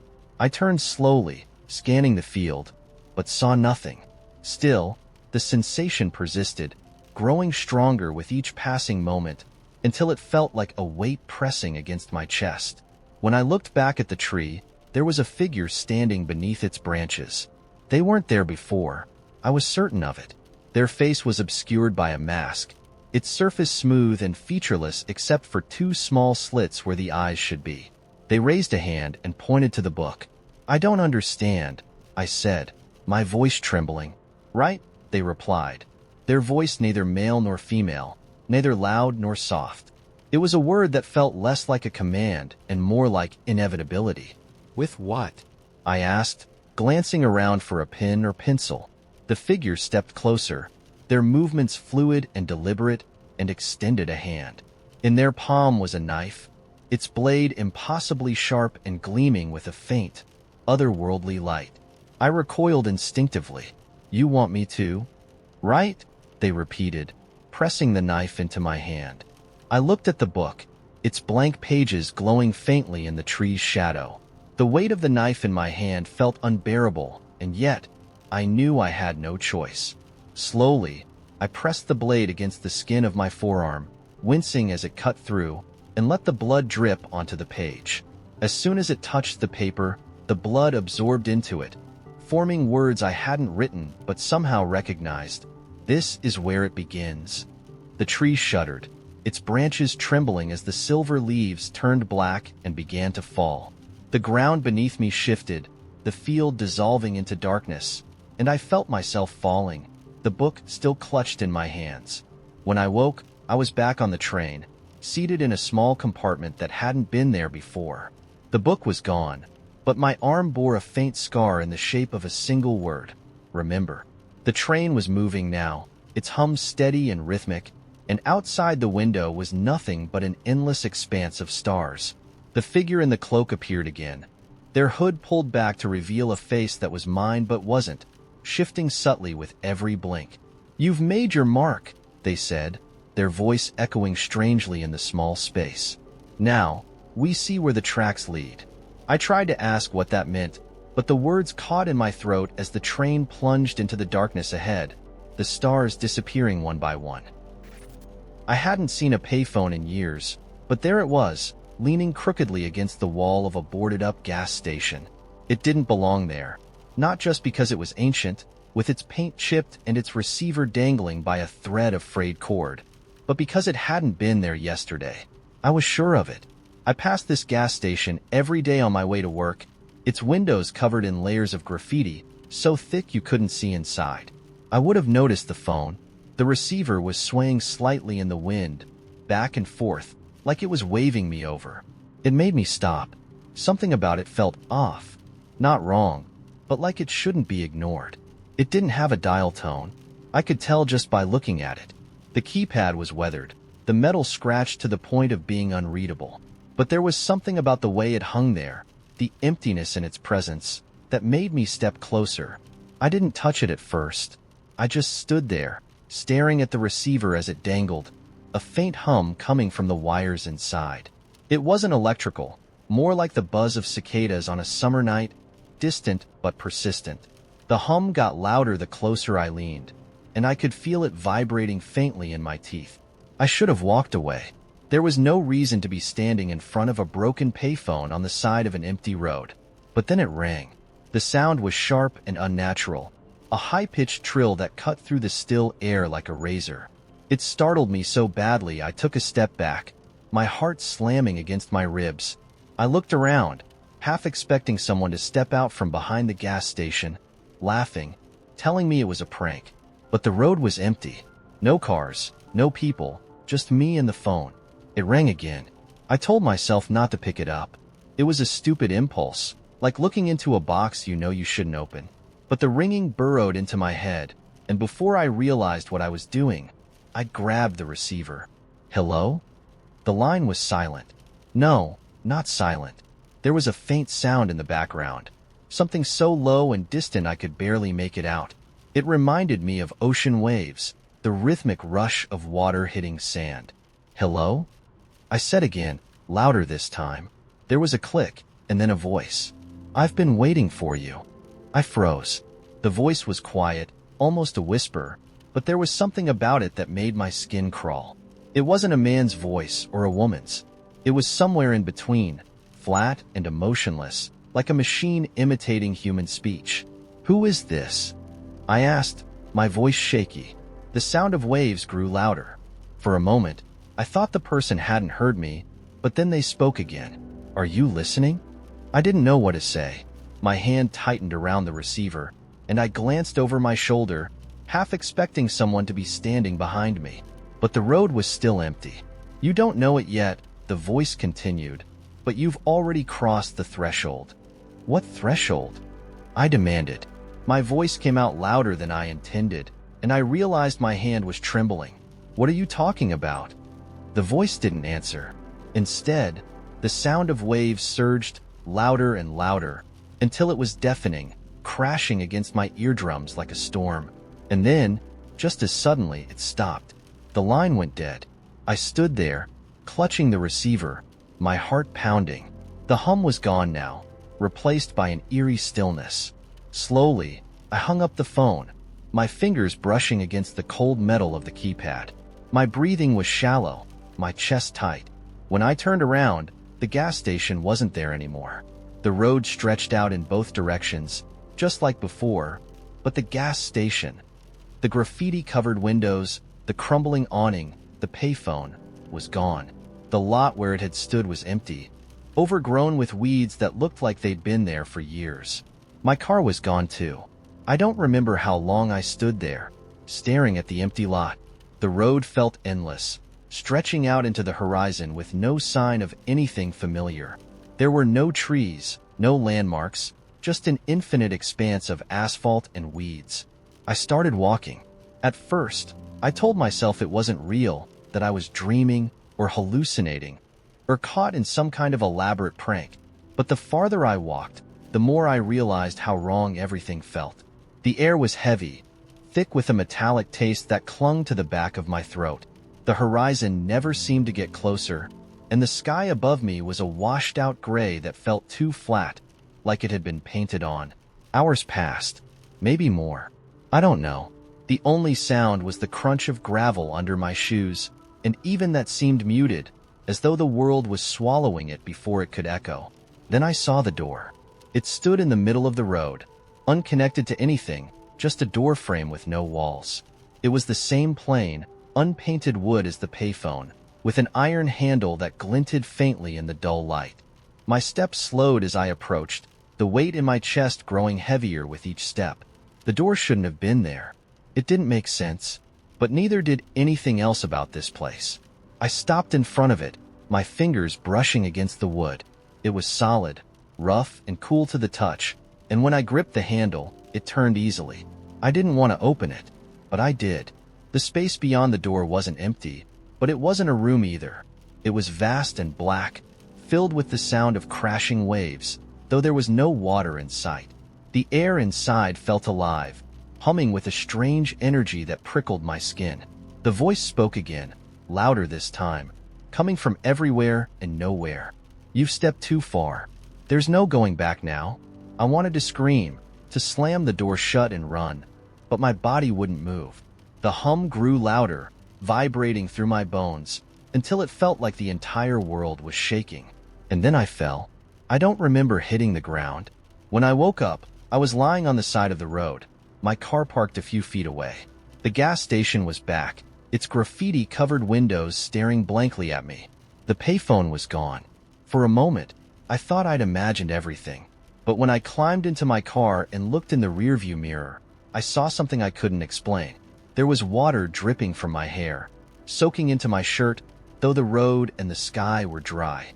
I don't drive that way anymore, but sometimes, late at night, I hear the faint hum of the payphone in my dreams, and I wake up with the taste of salt in my mouth. There's a door at the end of my grandmother's hallway that no one talks about. Not in hushed tones, not in curiosity, not in passing conversation. It's just there, tucked at the end of the dim corridor like an afterthought, painted the same off-white as the walls so that it almost blends in unless you're looking for it. There's no knob, no hinges, no lock, just a blank, flat panel with the faintest outline of its edges. I first noticed it when I was 8 years old, chasing my cousin Sophia down the hall during one of those endless family gatherings that kids find both boring and suffocating. She'd taken a sharp left into the kitchen, and as I skidded to a stop, trying to decide whether to follow or to double back to the living room for reinforcements, I saw it, the door. It didn't open. I don't even know if it could open. It wasn't the kind of door that invited investigation. It just sat there, a quiet presence at the end of the hall, and for some reason, it made the hair on the back of my neck stand up. My grandmother caught me staring at it later that evening, my plate of untouched lasagna balanced precariously on my lap.